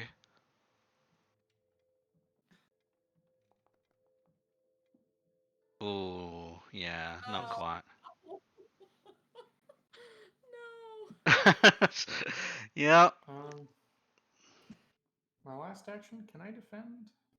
Or like be defensive? Um, not really. You can, if you had a shield, you could raise your shield. If you had a weapon that had a property like that, which there are, you could use that property. But at the moment, your weapon doesn't have a defensive property like that. So. I know it's dumb, but I really want to defend my friends at this point, so I'll make a third attack. Okay. It'll be at that -10 penalty. Lorenzo. Don't do anything stupid, Lorenzo. I mean, if he manages it, no. No. All right, that's No. okay. It's worthwhile to try. Okay, as the next one. Yep, so, and you'll take that bleeding damage. And you can roll a recovery check, Lorenzo, once you've taken that. Oh, I see. It's right here. Why was that I need not? to accept the bleeding damage, or is it automatic? It happened. Yeah, it happens, and then you roll a recovery check to see if you can recover for next round, sort of thing. Do I need to hit damage first? Yes. Or did I? Okay. Roll recovery check. Oh, nice. So, yeah, you are no longer bleeding. Cool. It's Um, so critical. Ashley's no longer bleeding. Thanks, Lorenzo. You wish. You wish. As I the taped my neck to their neck. Oof. We share an airway. As the other one tries to goes to Yeah. as the other one goes Sorry. to start their turn, you hear a cry coming from another room, and it's like, Oh no. "Mummy, mummy!" Oh no. All right. And then so I need this one to make me a will save. So I'm gonna roll a will save for it. Let's see. That's a success. Okay. The demeanor of this child, the elder child, suddenly changes. You see, its face drop. Um, you see tears running down its face. We'll say this one's a him. Say this child is he. He's 10 approximately, and you see tears running down his face. And he's like, Where's my mummy? So he will not attack Ashley. It's okay. I'm just bleeding to death. It's okay. So um, you can like as an action, if you wish, try to stem the bleeding before it gets to the end of your turn. Um, Yeah, I think honestly that's pretty much where Ashley's head is. Just like survive, survive, try and stop this bleeding, put pressure, apply pressure. Oh my god, I'm bleeding! yeah. All right. So let me see what that is. One sec. So No need to panic, right? no. You're fine. You're fine. You're good. Panic. To conditions. All right. So persistent damage. You can take steps to recover. It's two actions to do to Yep. try and stop the bleeding, and then you just need to roll. So at the bottom of the chat screen, you'll see all of those dice there. The one that's the D20, which is the second to the last one. You just click on that because this is a flat check. And roll. And you're not successful. So you've Dude. tried to stem the bleeding yourself for two actions, and you've been unsuccessful. You've got one action left. I'm not panicking, you're panicking. I think Ashley is going to like just stumble, crawl, whatever, back further towards Lynx, just in like trying, hoping to be able to not die. Yep. I would And strongly probably suggest a. shouting, Yep. probably shouting for the guards like, Where the hell are you? "We need help! Yep. We're dying!" You can hear him coming. Hear me screaming. Yeah. So I strongly suggest stepping. So stepping instead of striding. Stepping means that you just take 5 feet, but you do not provoke an attack of opportunity. Now that you've seen what these things can do, Yeah. Just in Pathfinder, not everything has an attack of opportunity, so you've discovered that these do. So yeah, you can step to here without provoking. I will do that for you. yeah, it's like I'll need help because otherwise I drag Lynx around. All right, so that will finish your turn. Again, you will get the bleed damage coming in, so that will be 3. So you'll need to mouse over yourself. You'll need to take that damage and then roll the recovery check. All right. So bleed damage. That's it. You're near death again. You roll recovery to see if you can stop it, and you do stop it, so you are no longer bleeding. Finally, you manage to cover the gaping wound long enough that you are no longer bleeding. Off of Lynx. Like, I am taking this to wrap around my neck. As the next one takes its turn, it also needs a will save. So we are rolling will for it. It is successful. So it also changes demeanor. It stops attacking. She calls for her mom. She's about 8, this one. She's calling for her mom. Tears are running down her face. And that is the end of the encounter because neither of these are going to continue to fight. Unless you guys want to. Lynx, are you wanting to continue to fight? You can see both of these children are snapping out of whatever was happening. No. Does anyone want to continue fighting? Can we please restrain them or something? Because, like, you kids, we'll get your mom, but we're going to try and make sure that whatever just happened here doesn't, like, snap back. Just saying, like, and Ashley's, like, does not want to go anywhere near them because, well, they're badly hurt. Yeah. All right. Well, yeah, you guys have rope and stuff, so yeah, if you want to restrain them, if you want to do anything like that, then you may. And then as you start to clear clear up and get this done, the guards all rush in, weapons blazing. They're like, "What are we gonna attack? What are we attacking? What's wrong?" Time. Fuckers. Check the other room. And I point to the other room where the I'm the Yes. mom. hall is. They go storming down the the corridor. While that's happening, Lynx will tie something, They can just or give support. She'll give you the rag. She'll Yeah. give you the rag that she had for the other guy, and place your hand, and Yeah. be like, "Take care of this." Yep. Lorenzo, what about you? And I'll go check out like your situation. That'll be fine. You'll be fine. Yeah, he's starting to rush toward where the guards are going. Will you? In that case, Lynx will go upstairs Okay. and check out what's happening up there. So upstairs you find. Back up, by the way. Let me just here. Let me do that real quick. She will pick her sword back up. Wait. I'll sheath my short bow and pick up. Yeah, there we go. All right, and head upstairs.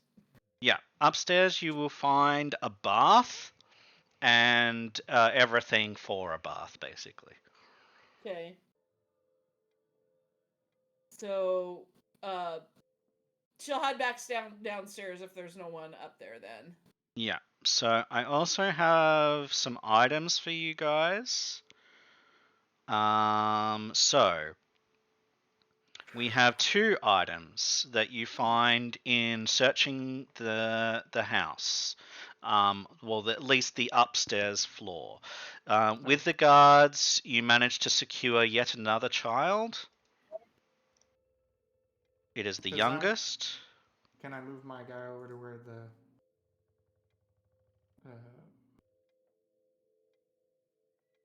guards would be? Yeah, the guards are just like going through the house there. Yeah, so you can go search the rooms and have a bit of a look around. The bedrooms, affectations. So yeah, they find a third child. They, it's like screaming as they come on in with their weapons, and they bring it on in to you guys and sort of go, well, is this any danger? And you can clearly see it's not. So this is another male child. He's about 5. So there's a 10-year-old male, a boy, an 8-year-old girl, and a 5-year-old boy. And Lorenzo, you can see that that they sleep in that room, and this room here, the bedroom, is for the parents. You can see that it has been used recently. You see signs that it's been slept in. But there's nobody in the room. So I'm going to describe the items that you guys find as you search the upper area, like this this floor. So you find a flask of fellowship. It is a metal drinking flask.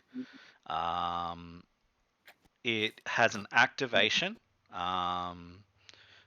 which is to make the activation is make an impression. And the effect is if you share drinks from a flask of fellowship as part of your make an impression action, the drink that pours from the flask happens to be exactly what the target of your efforts would most like to have. It can be some wine, hot ginger tea, water with lemon, those sorts of things. Because it is exactly what they wanted, you get a +1 bonus to your diplomacy check to make an impression. Okay, so like this is a way that you can meet with people and try and schmooze with people. So that is one item.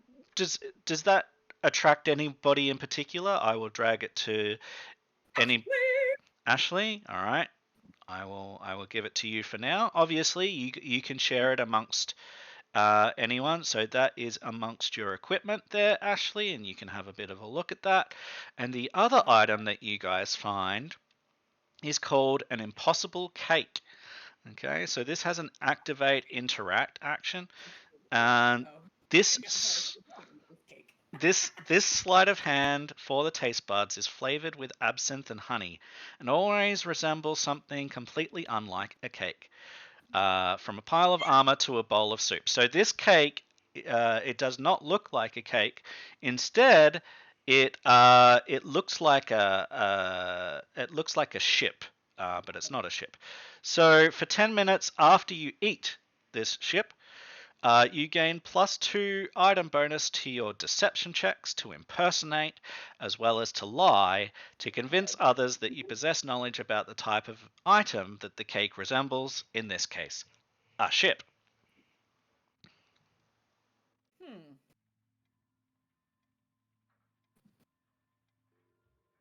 Hmm. Who's our diplomacy? Who's our deception person?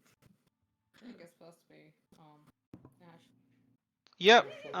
Again, you guys don't ever have to use any of these items. You can always sell them if you don't think you're going to use them, but I will just drag them to someone. I'll drag that to Ashley Links for will now. take that. Links, okay. I'll change it to links. All right, it's going to go into your backpack, links. We're all pretty diplomatic. It's funny. Yeah. There's a lot of social in the group.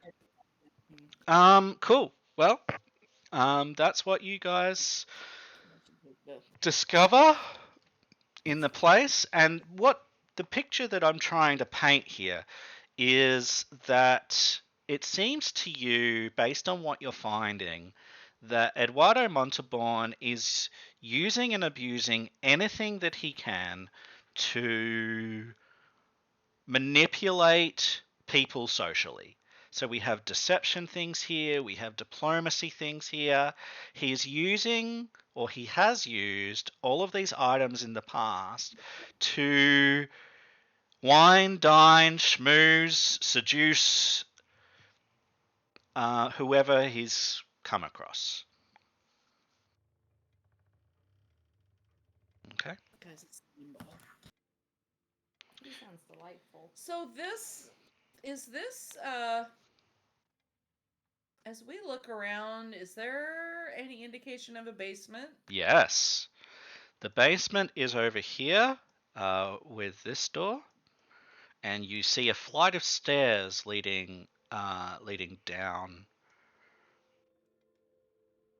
Hey Lorenzo. I swig, like, after seeing there's nothing in the bedrooms, I will swig my one healing potion I got from the other time. Yeah. And or how do I use that? Yep, you can use. And that should roll the dice, hopefully.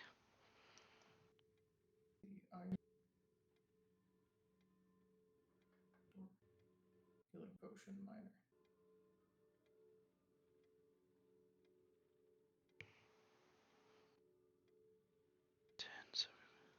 And before we go down the stairs, we'll have a quick break. Awesome.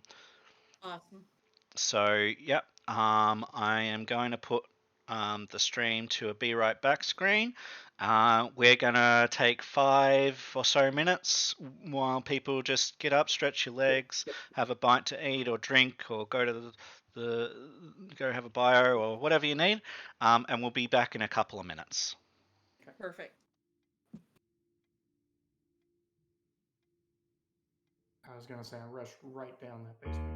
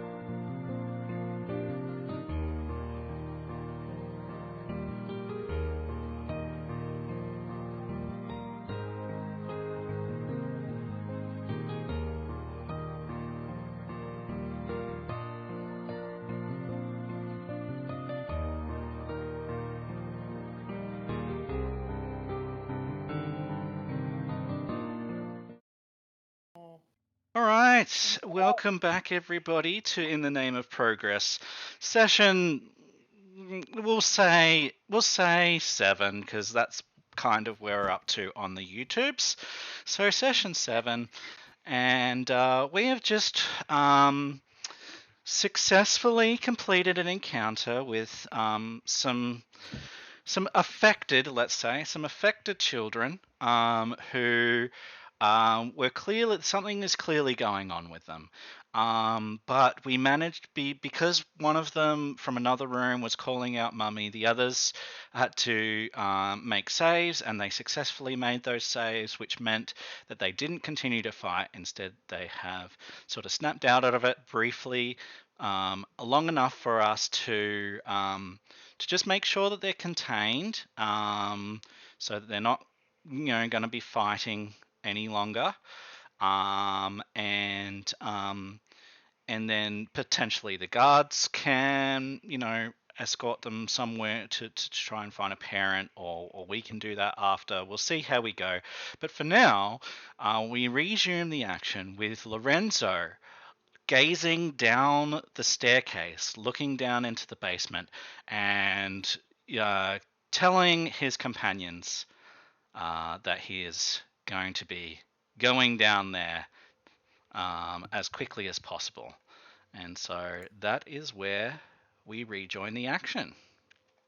Well, I just want to remind you that I pointed it out to him, so I'm right there too. But I can't move my character for some reason. Yell for help if you need it. So she's like catching. I her did breath. unmute. Yes. What's going on? Cool. Did we lose our internet? No, we're here. Okay. I'm like, it just got so quiet, and I'm. Thanks, I Emily. just don't know where the It's right here, but I can't get I can't seem to move links. It's all right. I've got it. Thanks. Yeah. So yeah, we're going down here. I will drag you to where we should be. You may be stuck on the attack or select targets rather than token control on the left side. Looks like it, huh? Yeah, I know because I did that. How do I Alright, so- unstick it though? Is the question. Oh Uh, yeah, just- right here. Just click it. Yeah, just click the little dude. The square above. So There. we're going to do Ashley at the back, I'm going to do Lorenzo at the front, and Link's in the middle. Alright, so you guys come down the stairs. So you are where you are now. So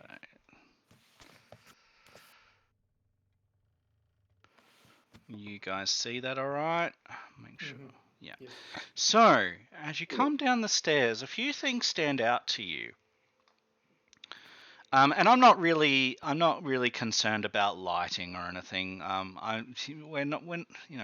This isn't a proper campaign game. Normally, you would have to deal with darkness and stuff like that, and I'm just saying you guys can see.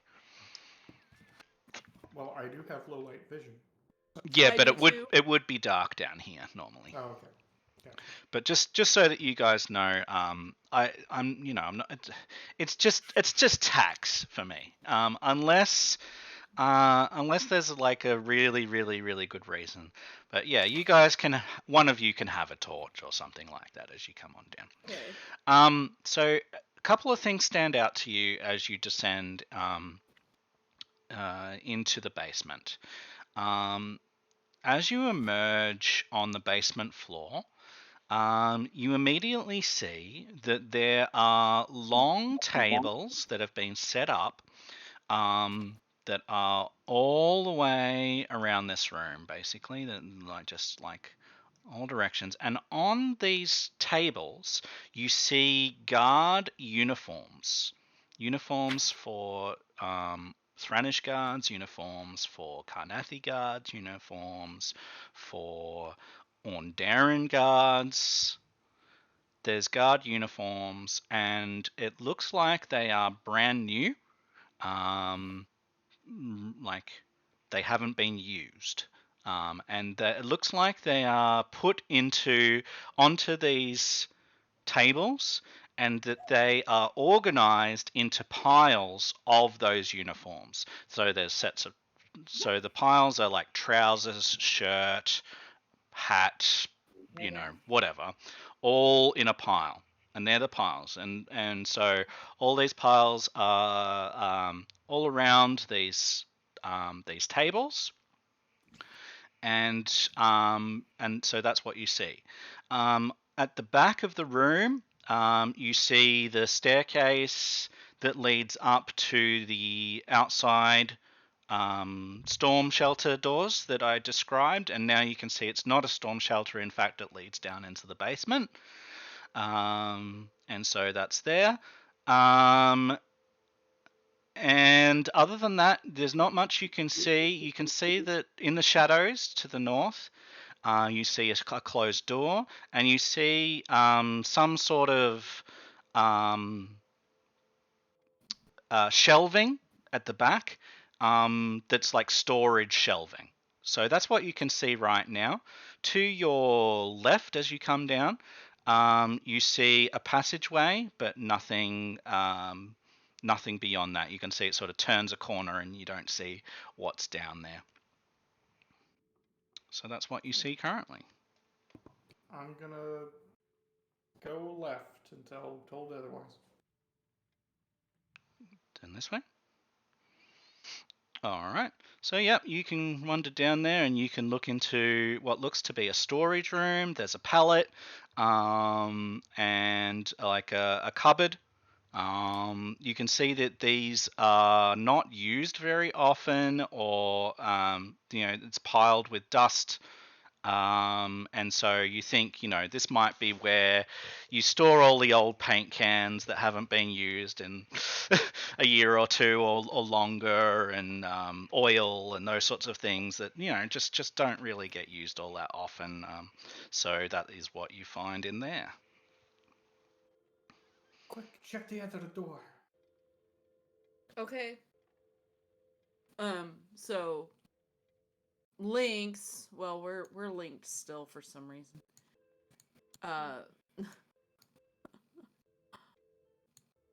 Where do you want to be? You can click where you want to be, and I'll check.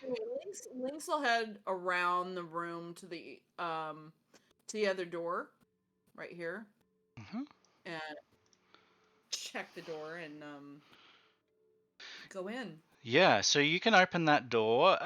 It's very dimly lit in there, but you can just kind of make out what's in there. You can see that most of the room is wine bottles, and but if you go inside, at the end and along the right hand side, so you see along the right hand side there are alchemical tables that have been set up. They have alchemical devices on them, including an alembic, mortar and pestle, all those sorts of things. And it has clearly been used recently. And you can see a distillation device, and you can see containers that that's all going into. And so the containers are kind of at the north. The wine bottles are along the edge, and the alchemical devices are on the tables on the right hand side. I want to take a closer look at the wine bottles, and see if they're actually appear to be wine. Okay. You can make it'd be a recall knowledge, I think. I think this would be a society check. Okay. Right here.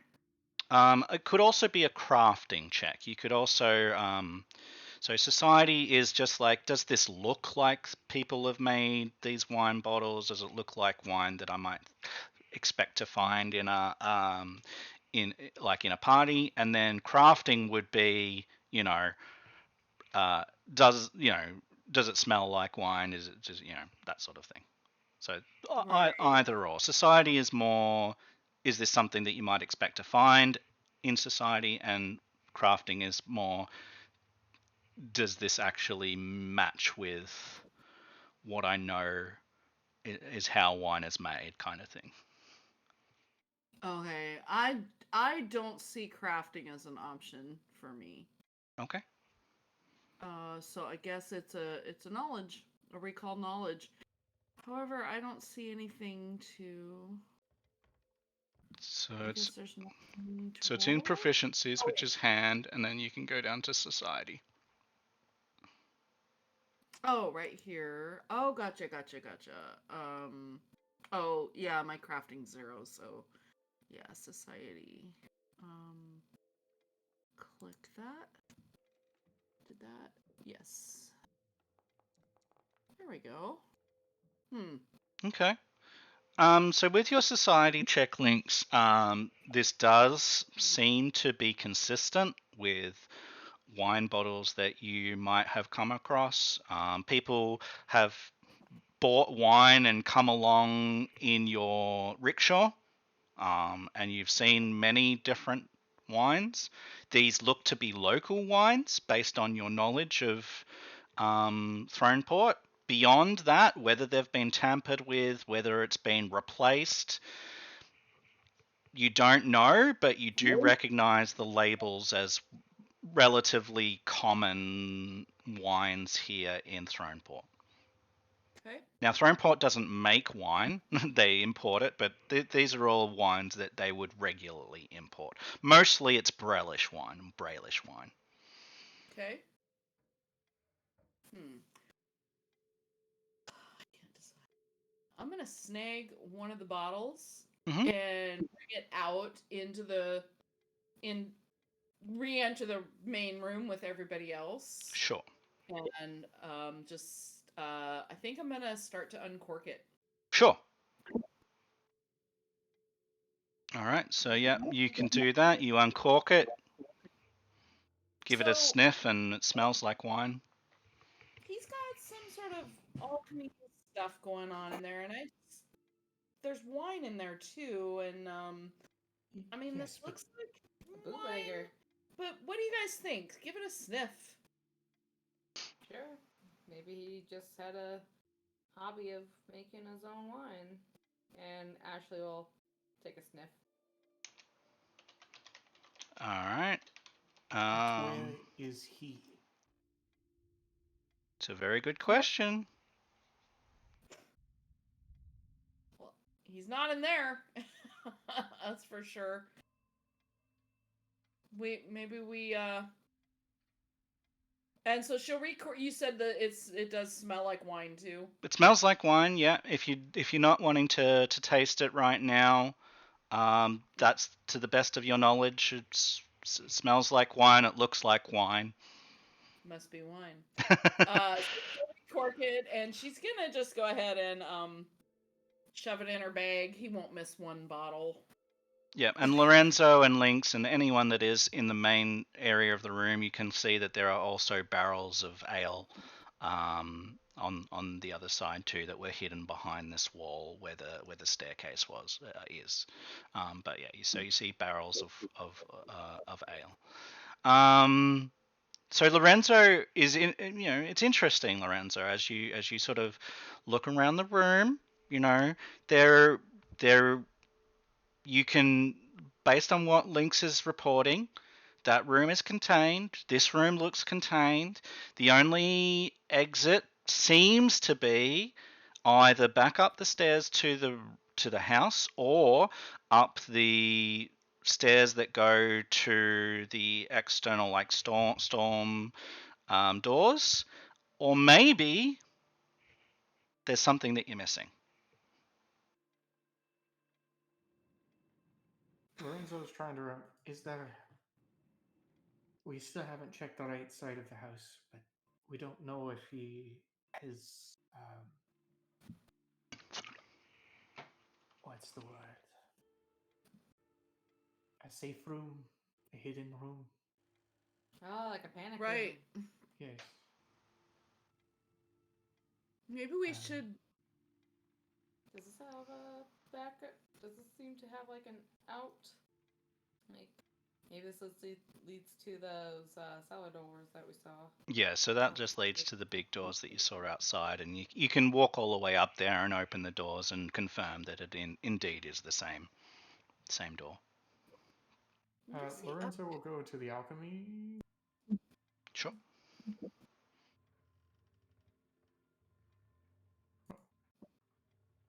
Look, whatever he's doing over here, he's been doing it recently. But that's not winemaking. Yeah.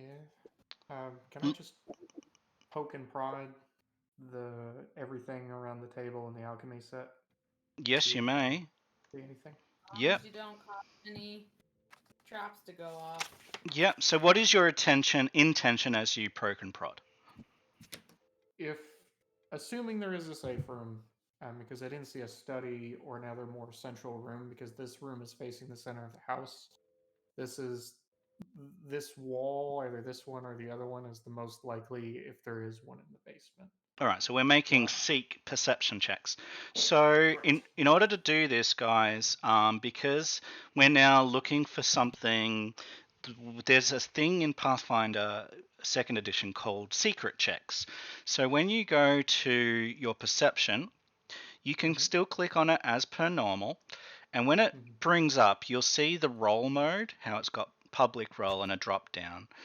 You'll want to select blind GM roll in there, and that will roll it only to me, and then I'll see what the result is. So this way, I mean, for this group, I know that you guys won't meta, but it makes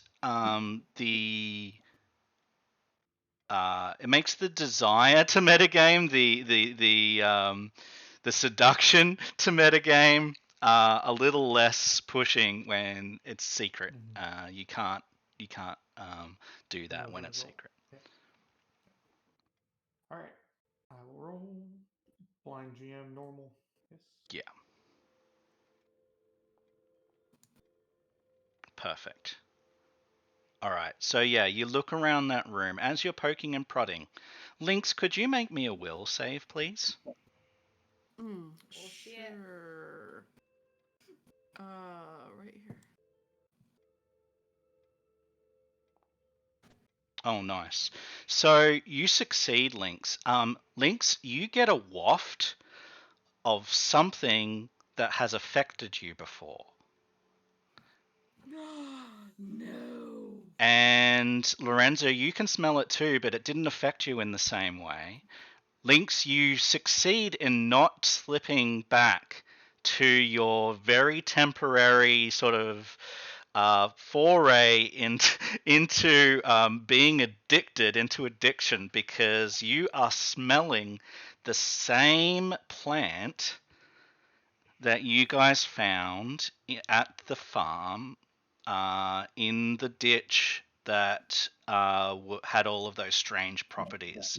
And Lorenzo, as you poke around, you release this scent because you're poking and you're prodding and you're moving things around, and the scent gets released and it triggers Lynx, but she controls herself and she doesn't have any negative effects, but she remembers the scent, and then it just, yeah.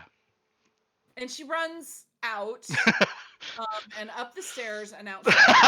And actually be like, what the fuck? Lorenzo? What's going on? And Ashley will follow as Enzo instructs. Yeah, but unfortunately you don't find any secret doors or anything, and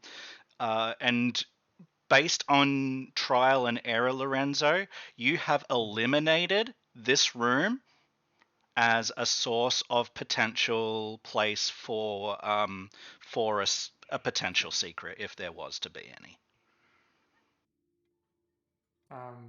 I'll try the same on this wall, if that's cool. Sure. Just as again, toward the center of the house. That's what he's trying. Yeah. All right. So Ashley's gone upstairs with Lynx, and I'll get you to make that perception check. Yep. Thanks. You could. That's that. That's that. It was that stuff. He's making that stuff. That, you know, when we were at the. That. What stuff? I didn't see And anything she's down there. just kind of like. She's squatting down and she's just like. Okay. Okay, remember when we were at the farm and there was that weird. It was a plant, wasn't it? Yes. Plant. It was a weed. There was that weed and remember what it did to me? Oh. I smelled it. I smelled it when Lorenzo was. I just need a minute. And as you take a minute, Lorenzo, you make your way along that wall and you happen to see an upturned bucket. And it seems like a little bit out of place. And you move the bucket and there's a lever hidden underneath the bucket. And so you move it and you trigger the lever and it opens that door that you see.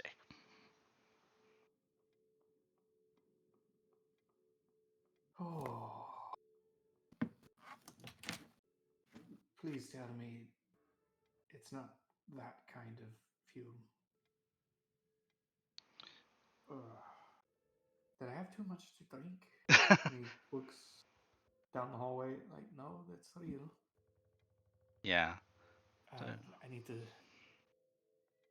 He'll call out to Ashley. Is Link's okay? Yep. Just hugging her knees and taking deep breaths. So it sounds like you found that. I found the safe room we are looking for. If you wish to join me, you can, or if you wish to check around back. Either way. I will. I'll join you, but guards, keep an eye on. Yes, please get the guards. Yeah, and so, well, like maybe we'll take one guard with us, and with the other hang out with Lynx until she's ready to come find us. Or Lynx, when you get your breath, how about you look around on the outside a little bit more, see if there's any signs of our person. Okay, I'll try to get into that shed. Alright. Yeah, one guard coming with, one guard staying with Lynx. Yeah. Eventually, the guards will come with you down that corridor. But for now, so you guys wanted to look at something outside, is that right? Yeah. At least Lynx, because Lynx is gonna go try to maneuver around the back of the house to the side where we saw that other shed. Okay. And see if there's a way to get to that shed. All right. So Lynx, you see a gate here. It's a big wooden gate. It's about 7 feet high, and it's got a reach through hole that you can reach your hand through and click the little latch on the other side to open it. Okay. She's gonna peek through the hole first. Yeah, peeking through the hole, you see a kennel for an animal. You don't hear any animal, and you haven't heard any animal for the period of your visit. Right. Pooch? Here, Pooch. There is no sound of any pooch. So she feels like if there was one there, it would have barked by now. She's gonna go ahead and she's feeling okay. She's gonna open that. Yep. So you can make your way in there, and you can see that it has indeed been abandoned. Perhaps the wife had a dog and took it with her, or something like that. But there is no dog here at the moment. And you see another similar gate that you can similarly change. And Cool. then you can see that there are 2 doors Oh. in that building. Is there like a window or anything on the doors? No. Okay. Eeny, meeny, miny, mo. She's gonna try the right door first. Okay. It's And a she'll just open the door and peek. She won't like open it and barge right in. She'll Yeah, so it's a toilet. It's an outdoor toilet, and it stinks of feces. She slams the door shut. Yep. Nobody there. Yep. Woo! Don't go Oh. in there. At least you know where to go. if you have to So she'll go. try the left door. And Sarah it's a knows- toilet. Okay. Now this shed looked a lot bigger than this though. It did. You are right. Oh. So, she's so now that we're around this side, it kind of looks like there is room to navigate around it. Yep. So I guess she'll go back around the. Well, I don't know. Is there room to go like through here? It would be squeezing, but you could do it. She's pretty tiny. Yeah. But she's gonna peer down there and see if there's like any windows or anything. Yeah, in there's definitely a window in there. So she'll go ahead and squeeze through and try to peek through the window. Okay. Yeah, you peek through the window, and I'm just going to drag you inside there. This is what you see in there. So yeah, you see a big basket that's got the lid off it. You see shelving, basically a lot of tools, and things that really you're not sure why they would be hidden away. You can see from this side that there is actually a door here to the outside, which you didn't see from the outside, and it must be that it sort of it's been designed to make it look like to make it blend in with the outer wall. But there's nothing in here just on a casual look that would be a reason for that, because it's just tools and stuff. You could though make a seek check just as I've instructed Lorenzo to if you're a bit suspicious. Now, how did I didn't quite. So Okay, it's so perception. You go to perception as normal. You click on the dice, and in roll mode, once you've clicked on the dice, it's there's a drop down where public roll is there, okay, I and you see go it. down to blind GM roll, and you click on that, and then you roll. Sweet. Okay. Okay. So yeah, you have a brief kind of glance about, and really, Lynx, you're really unsure as to why this would be hidden. Maybe once upon a time it was used for a different purpose, but as far as you can see, there's only like tools in there. She's gonna start moving things around. She's gonna start with the basket. But and that corner, she's just gonna start moving things around because it just seems really too weird that this would be so hidden. All right. Now, Ashley, did you want to come with Lynx as she does this exploration, or? You went with Lorenzo, didn't you? I did. Okay. All right. So while you rummage, I'm gonna go back to the others. Okay. Okay. So Lynx has been a few minutes. She seemed okay to you, Ashley. She said to you that she was gonna go check out the outdoor sort of rooms that you saw. But she's been a couple of minutes, and you haven't heard from her.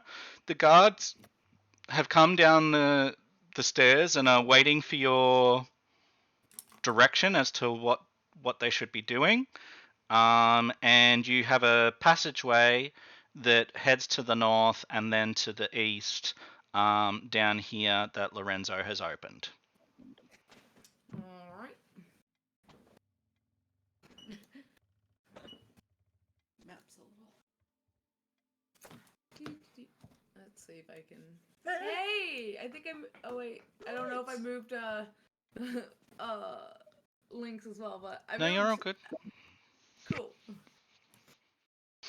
Yep. So, and Lorenzo, you see the passageway, and yeah, you can move along. So you see a long passageway and another corner up in the distance. I'm heading straight in. All right, you're going. All right, as they move towards there, are you being stealthy or just walking straight down? I'm just Oh, walking straight down. I'm oh, not being stealthy at all. And the guards are coming behind you One guard came with us. One guard we sent to look after after links. Lynx. To search for links. Okay, I'll bring that guard over here. All right, Lorenzo, as you come around the corner, you are not expecting what you see. The door is open. You see 5 deep sinks filled with liquid. It does not smell like water, and each sink looks like a different liquid and smells like a different liquid. They're different colors.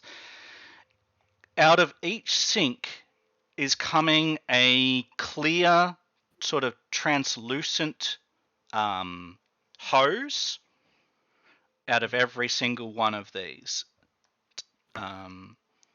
And the hoses are coiled along the floor, and you see a man. You see a man sitting in a chair, and all of the hoses are connected to needles, and all of the needles are injected into his body. Oh, that does not look like a good, safe practice of acupuncture. He is absolutely bristling with tubes and you can see liquid pouring through those tubes into his body. I guess I'm gonna try to cut the tubes, or I'll walk in. And All right. Well, before you do that, I'm going to start an encounter, and you can roll initiative. Lynx. Okay. Yeah, Ashley like, yeah, Lynx, and looks back at the guard. Go get Lynx! And the other guard, now, go. All right. The guard will run off. The guard gets 1 action to move before he has to roll initiative. So yep, I will need, and this is going to be an initiative for everybody, including Lynx. Okay. Okay, so guard will roll initiative. This guard will roll initiative. Ashley, Lynx, Eduardo will roll initiative. Oh boy. I need one from. Yeah, that's it. Good job. Ooh. So 1, 2, 3 of you, 2 guards, and him. Oh boy. All right. Well, interesting. So, Wow. Lynx, you are tossing this place, and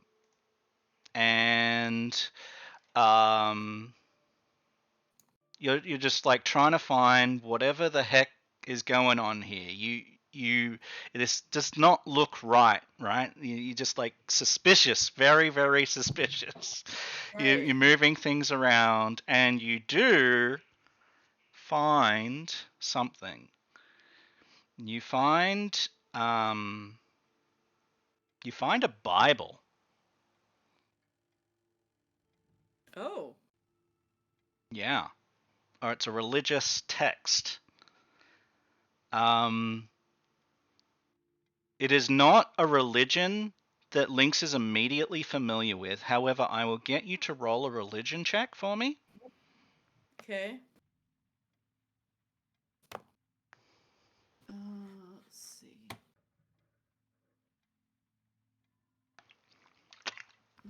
By the way, nobody from the other groups went inside this building. Really? Hmm. Oh. Yeah, Okay. so it's no religion that you've ever heard of, Lynx. And as you read it, like, you're like going, this is no religion I ever want to hear of. Yeah, so you're looking through this, and you find several torn out pages, and they've been replaced by other pages that have clearly been inserted in. Not like blended into to where the tear is, but they've just been inserted, right? They're just loose paper in the book. And it looks to you like something awful has happened. The religion seems okay. It seems like everything's up and up, but these replaced pages just, it seems awful to you. And then you open to a particular page. You just happen to open it, and it is written in a fairly recent hand. You can see that not like in the last 24 hours, but certainly, it's certainly more recently than the rest of the book. By the workmanship and stuff, and it's a different hand than the rest of the book. Um, and it says, and it's a journal entry, and it Okay. says, "Damned it all, my children are cursed. Um, every day they become something that they weren't before. I have lost control. It is time for my final resort." Ooh. And with that, Lorenzo and Ashley, as you come into the room, you see this man. This is Eduardo Montalban. By every descriptor that you've heard, this is he. But this is not how you think he should be, because as he stands, as he surges up from his seat, all of the needles, all of the tubes come catapulting out of his body as his muscles grow unnaturally fast, unnaturally strong.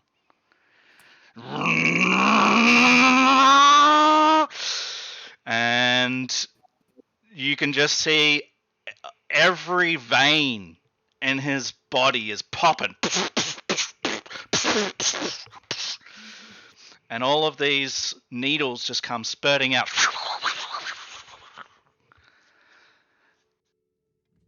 And he charges at Lorenzo.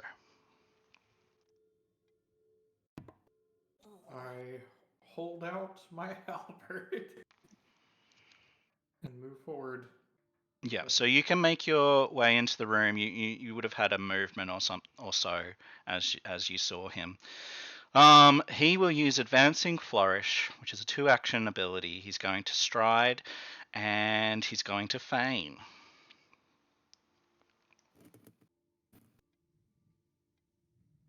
Okay, and he's going to target Lorenzo.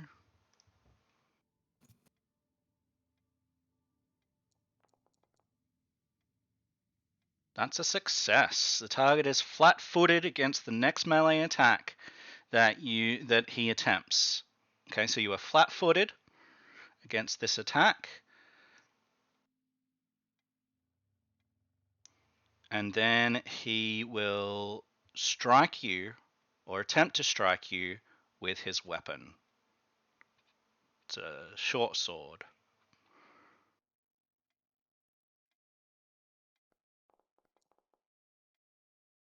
21, which your armor class is 2 lower, so it's a hit. Your armor class goes down to 19 for this. Yeah, so that's fine. Goes down to 17, so it's not a critical hit. He does damage to you. It's 8 points of damage. Let me just check here. Plus, Oh, so you can take that, okay. but because you are flat-footed, he has sneak attack. Oh. And you take an additional 7 Oh my god. damage Ew. from his sneak attack. This hurts, and this is in the form.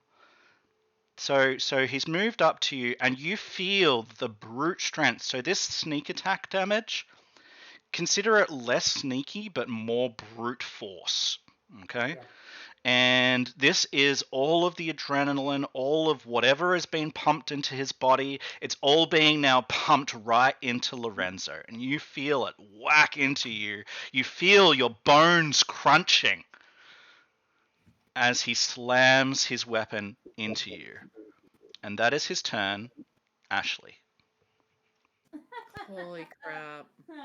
Oh. He's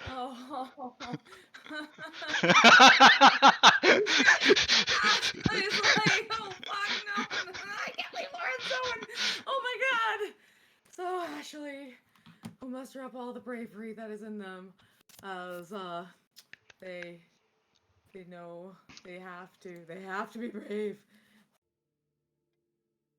They can be brave, and going to step on and over. Yep. Let's stabbity stab and pray that this dagger hits hard and true. Shouldn't I have sneak attack? Let's have a look. You do have sneak attack, yes. Can I do sneak attack? Well, at the moment, he isn't flat-footed. So where were you? You were like here or here? I was in the corner.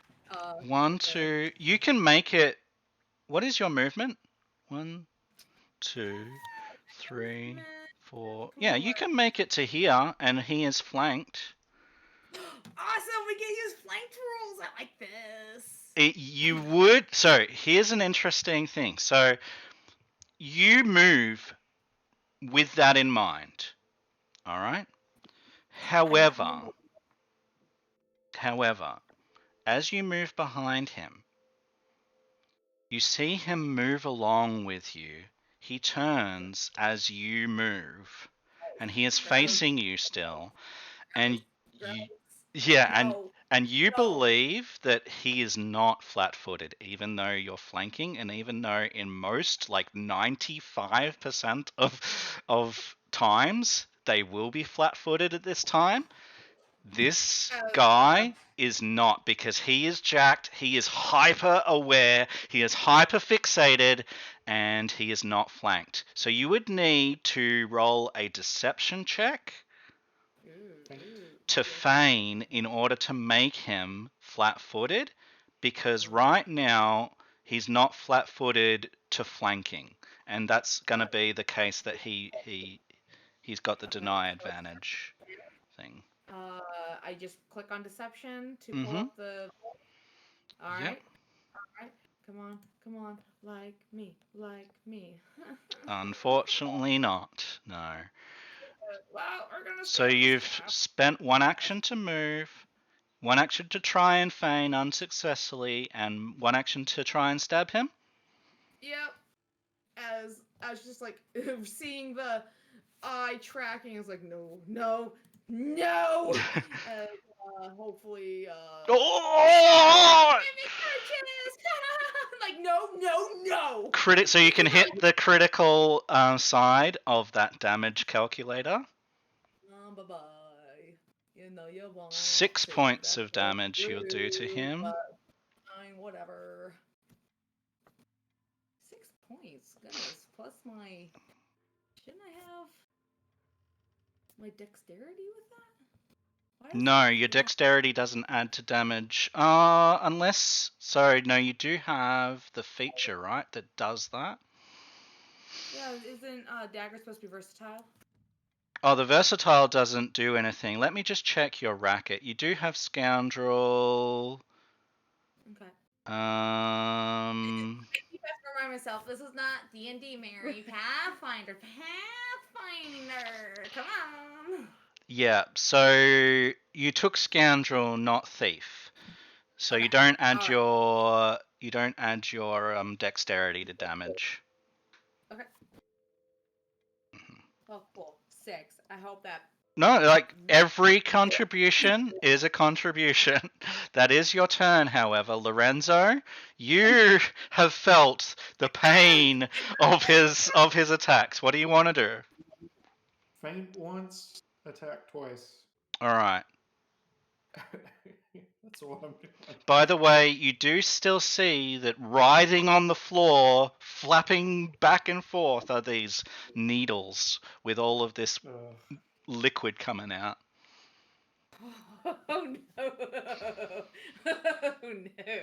Well, Oh, faint bad. once is what I'm gonna try and Oh fail. no. Well, I'm gonna attack twice. Alrighty. Make those attacks.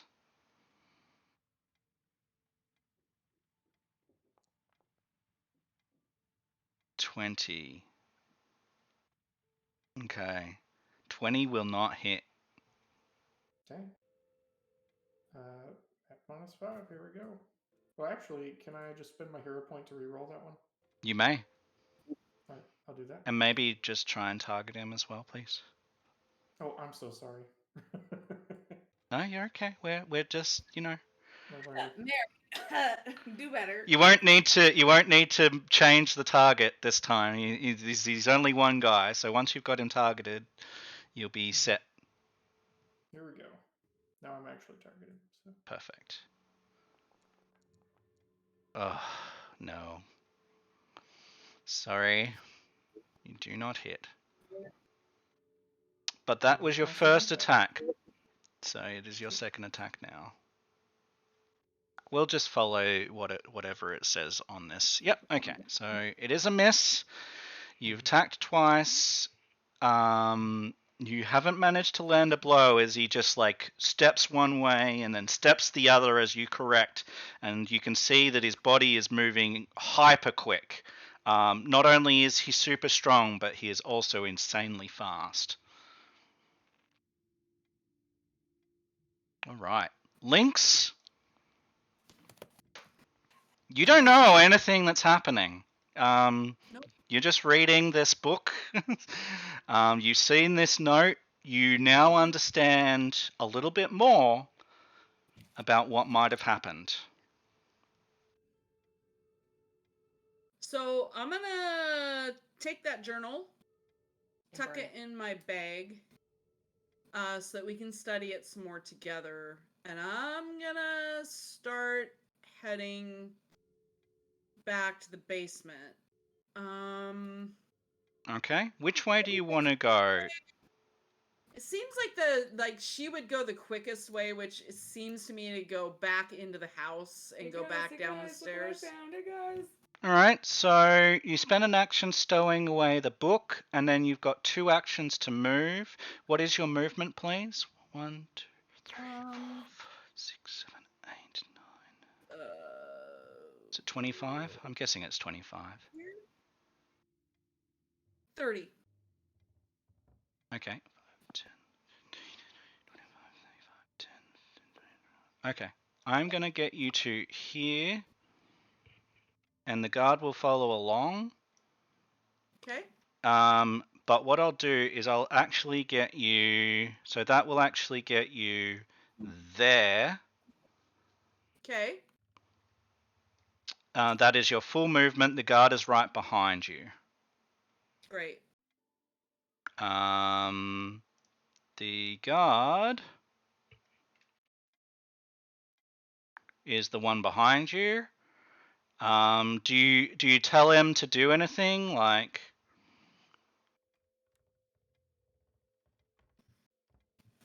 Because he was just coming to protect you. Do you send him before you? Do you like into the room? Isn't that guard being like, hurry this way? I think I would send him ahead of me. Okay. 10, 15, 20, 25. Showed up out of the blue. As he comes down the stairs and comes around the corner, the other guard goes, "Quick, you! Get Lynx! The others are in trouble!" And so you hear that clearly. And then the guard's like, "Yeah, she's right behind me. 1, 2, 3, 4, 5. 1, 2." So he moves as far as he can along the corridor where the other guard is pointing, and the other guard, knowing that you're on your way, will move 1, 2, 3, 4, 5. 1, 2, 3, 4, 5.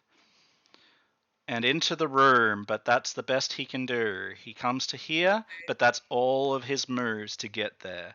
And he's like, "What the hell is going on in here?" And he's trying to dodge all of the writhing tubes and stuff and step all over them, but he has his weapon ready.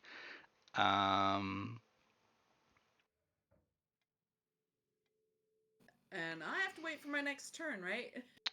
Yes, you do. Yep, All you right. spent all your turn getting here. Okay. It's just what happened. Eduardo it's his turn. As he comes on in, he sees this guard, and he's gonna have a go at the guard. So he targets the guard. He makes a deception check to feign. Not quite enough. He attacks. That's a 24 to hit the guard, which hits. He does damage. 7 to the guard. That's the wrong target. Let me target the other one and then take damage. There we go. And then he will. Let's see. He's deceived. He'll make a second attack against the guard. That's a hit. Does damage. 12 points of damage to the guard.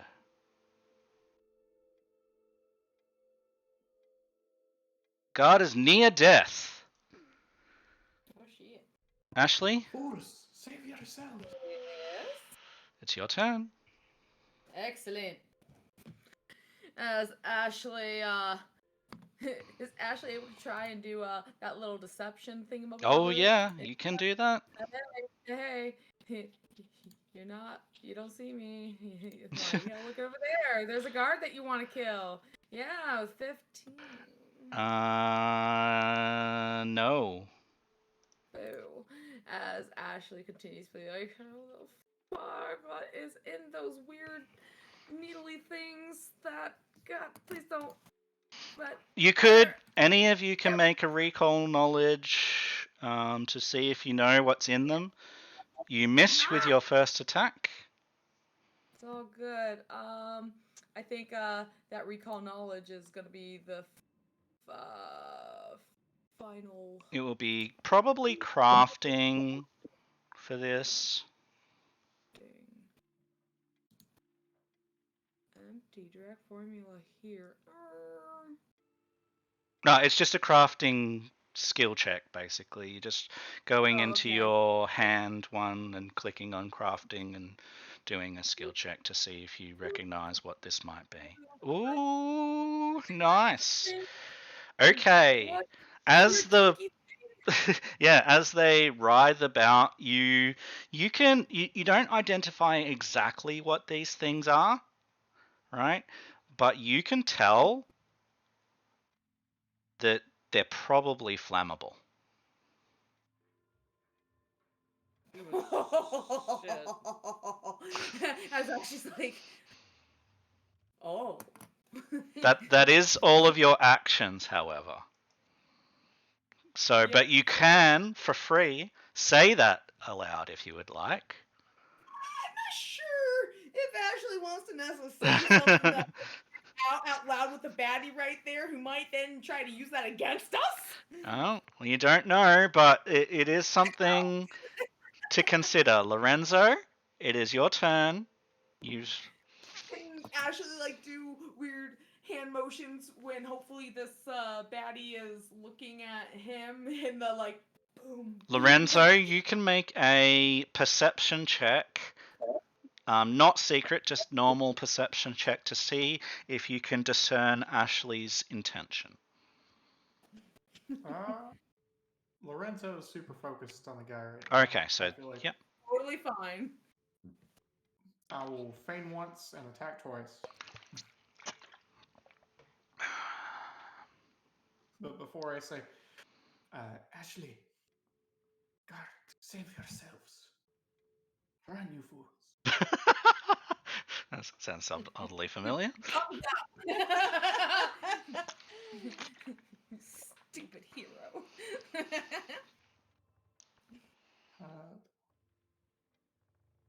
Not demoralize.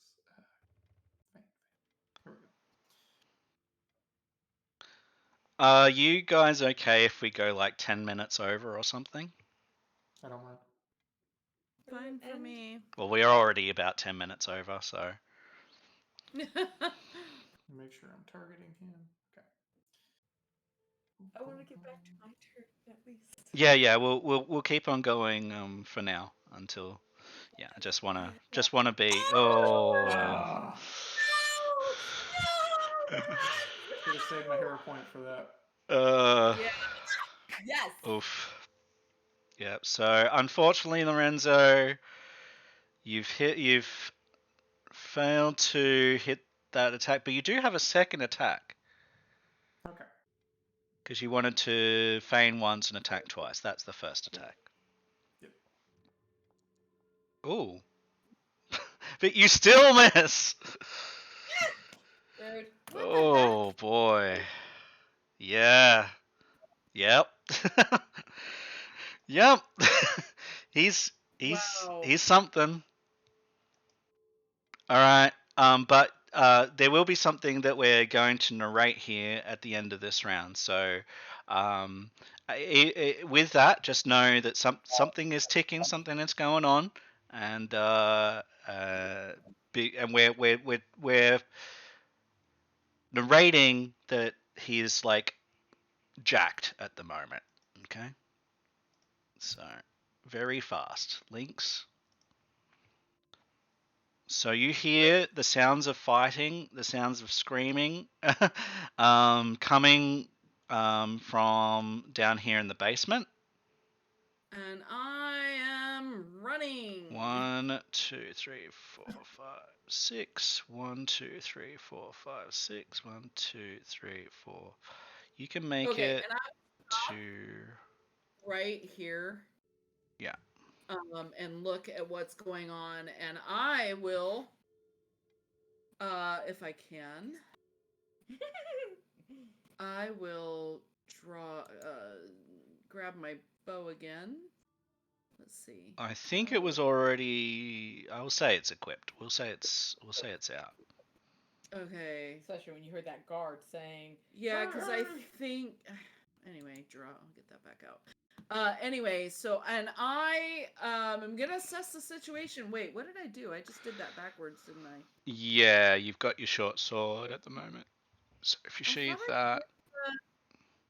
Oh, I see what I did wrong. Okay, there we go. There you go. Anyway, so I will assess the situation, and if I have a shot at the guy that appears to be a threat, I will shoot. Yeah, you do not right now because you spend all your turn getting here and getting in position, but you Yep. can see what's going on and you're ready for that for next turn. Perfect. All right, the guard comes on comes to the other side and will make an attack against Eduardo with his club. Actually, this guard might be a little bit more wise. He's gonna actually attack with his crossbow instead. He sees that the room's getting full, and he tries to strike with his crossbow. Oh, nice. We do some damage. That's 3 points of damage. And he reloads. And then I do damage. Okay.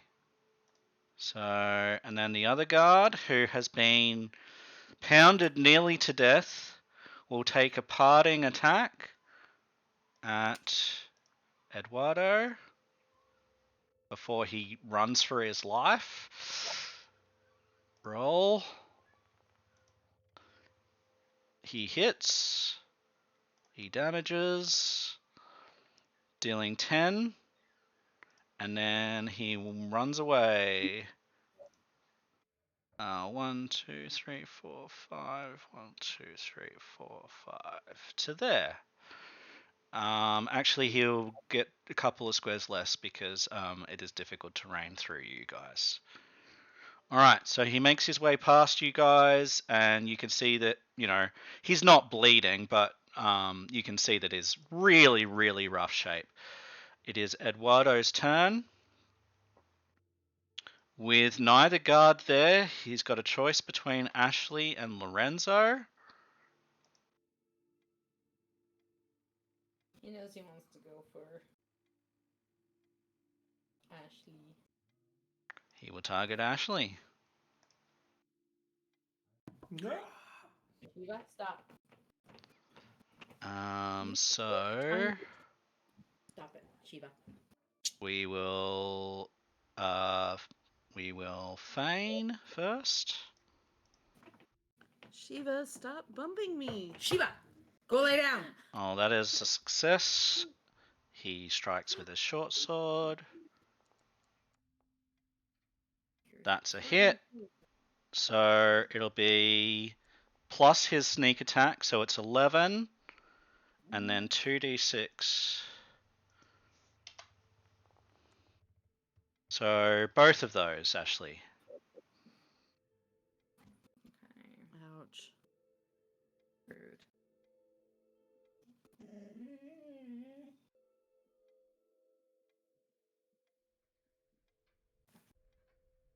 You have to click the. Sorry. Not Lorenzo. Lorenzo didn't take anything. Right. Yeah. Oh wait, that's him. Wait, never mind. Let me heal that damage on Lorenzo. Yeah, I'm clicking the damage, right? No, that's him. That's Lorenzo. If you click that. You need to put the select tokens on Ashley. I can do it if you need. There you go. Okay. I believe I have Ashley. Nope. Card. No. All right, Well, I will do think it. Okay. Sorry. Why is it? It's so Finicky. yeah. Or is it just us? It might be. I don't know. So we'll do. Why? It's not even going to be a problem for me. Okay, 1 second. Well, I'm unconscious. Okay, No, you're not. Let me just untarget and reset. Okay. I've felt worse.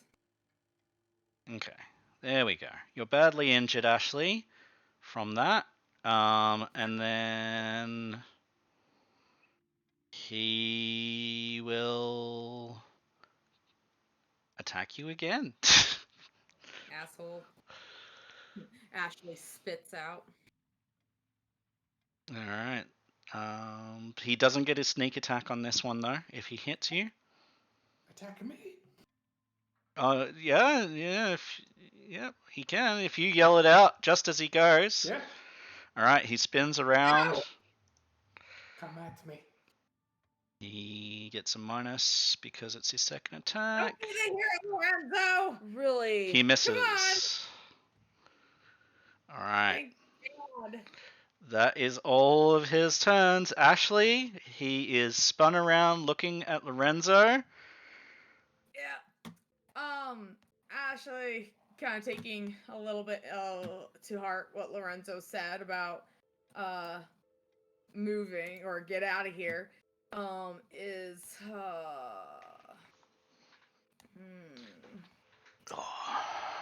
He's gonna move here and also be like, quick, I totally have this in my inventory, right?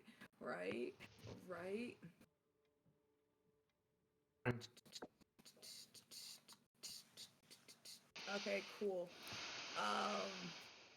If Ashley passes Lorenzo a torch, will he be able to light it and chuck it into the room and run for his life? He could if he wants. Yeah. Okay, because Ashley's passing him, Ashley's gonna be like, light this place up and run, and we'll take attack of opportunity if that is what No. it's gonna He happen. doesn't have attack of opportunity. Sucker! As Ashley flips him off and like, run! Run! just get the fuck out of here. There's gonna be a blaze of fire, I think, soon. All right. Lorenzo, you have a torch. All right. And it is your turn. I guess I take a step back, light up the torch, and throw it. I guess. All right. You do that. So you step. Please, I assume work. I thought I would take an attack of opportunity. I guess not. No. He doesn't have attack of opportunity. And if he did, I think he would have used it up on Ashley. Yeah, he definitely would have. So you toss the torch in. Woof! You see fire spreading very quickly, Lorenzo. You don't have long. You've stepped. You've got two action. You've got one action because you tossed the torch in. We'll stride, I guess, and through difficult terrain through everyone and shout, "Run!" Run! Ashley's already going! Lynx, as as Lorenzo pushes past you, he is just like, run! I'm gonna listen, and I'm running again. However many. 1, 2, 3, 4, 5, 6, 1, 2, 3, 4, 5.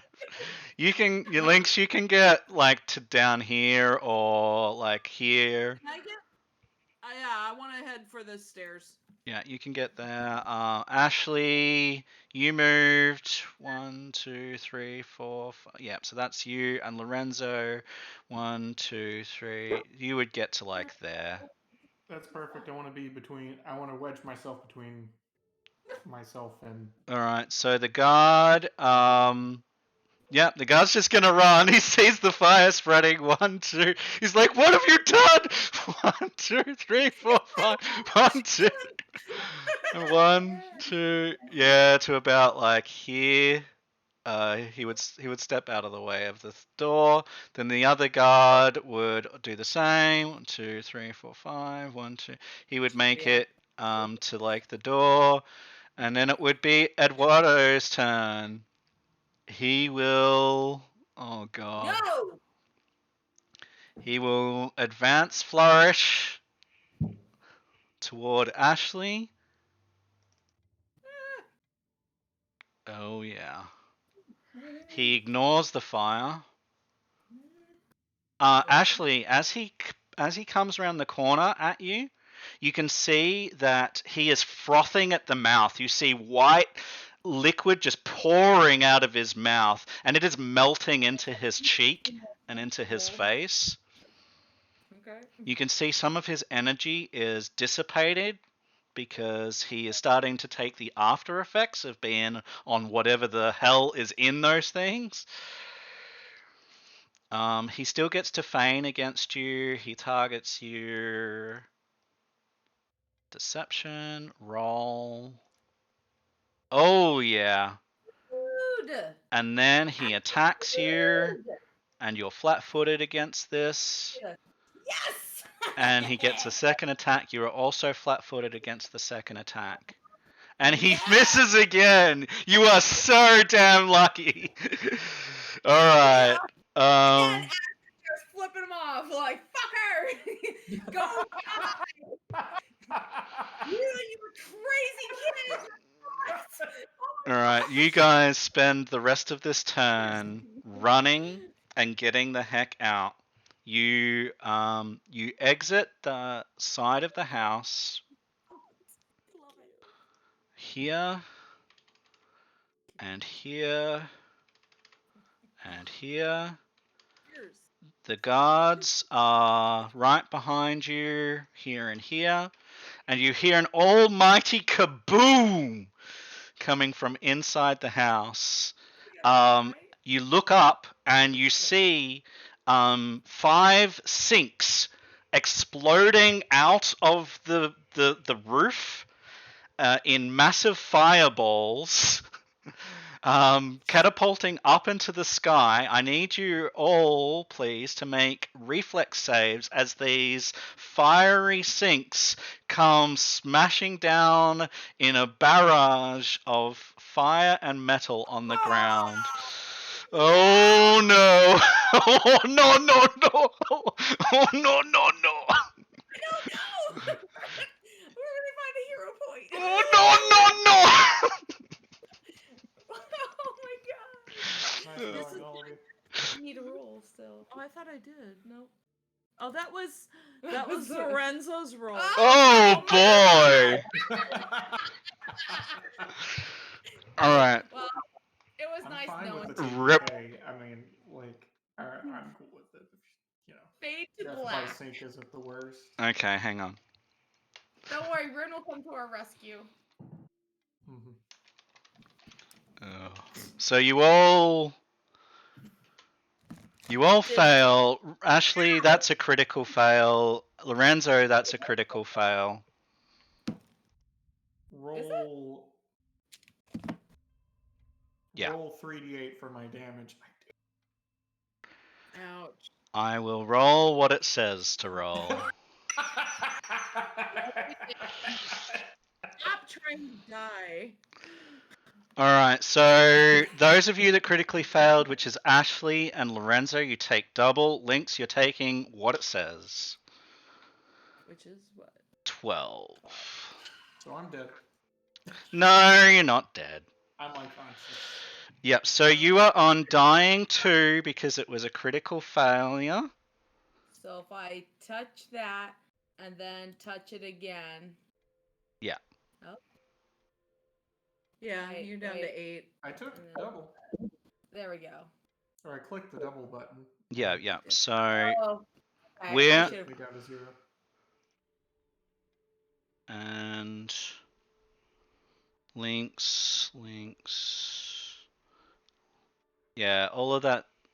Yeah, Wait, why Ash. am I at zero? Weird. No, I should be the one at 0. Why did links? I had me selected when I clicked those. That's weird. Anyways, Yeah, that went weird. Yours stopped at 8, I should be at negative but mine, 16. yeah.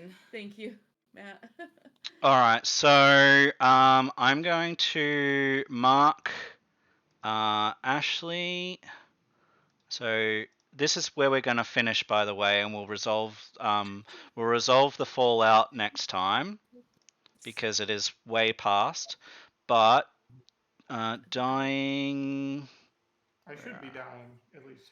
Yeah. I'm marking that. Dying and dying 2 for Ashley, and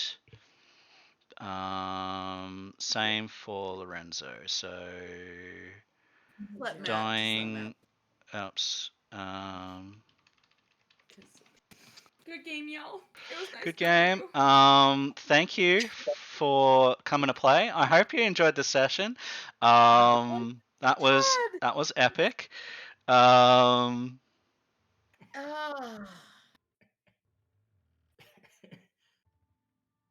My Okay. friends.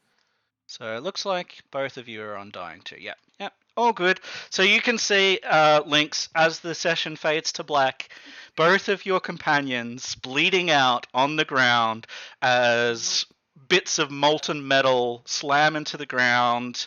From the cataclysmic explosion that has destroyed Eduardo Montalban and his house once and for all. With that, everybody, I've been Matt in a Hat. These have been my wonderful players. We'll catch you next time in around about a month's time, and hope you've enjoyed the show. Look after yourselves, and catch you next time.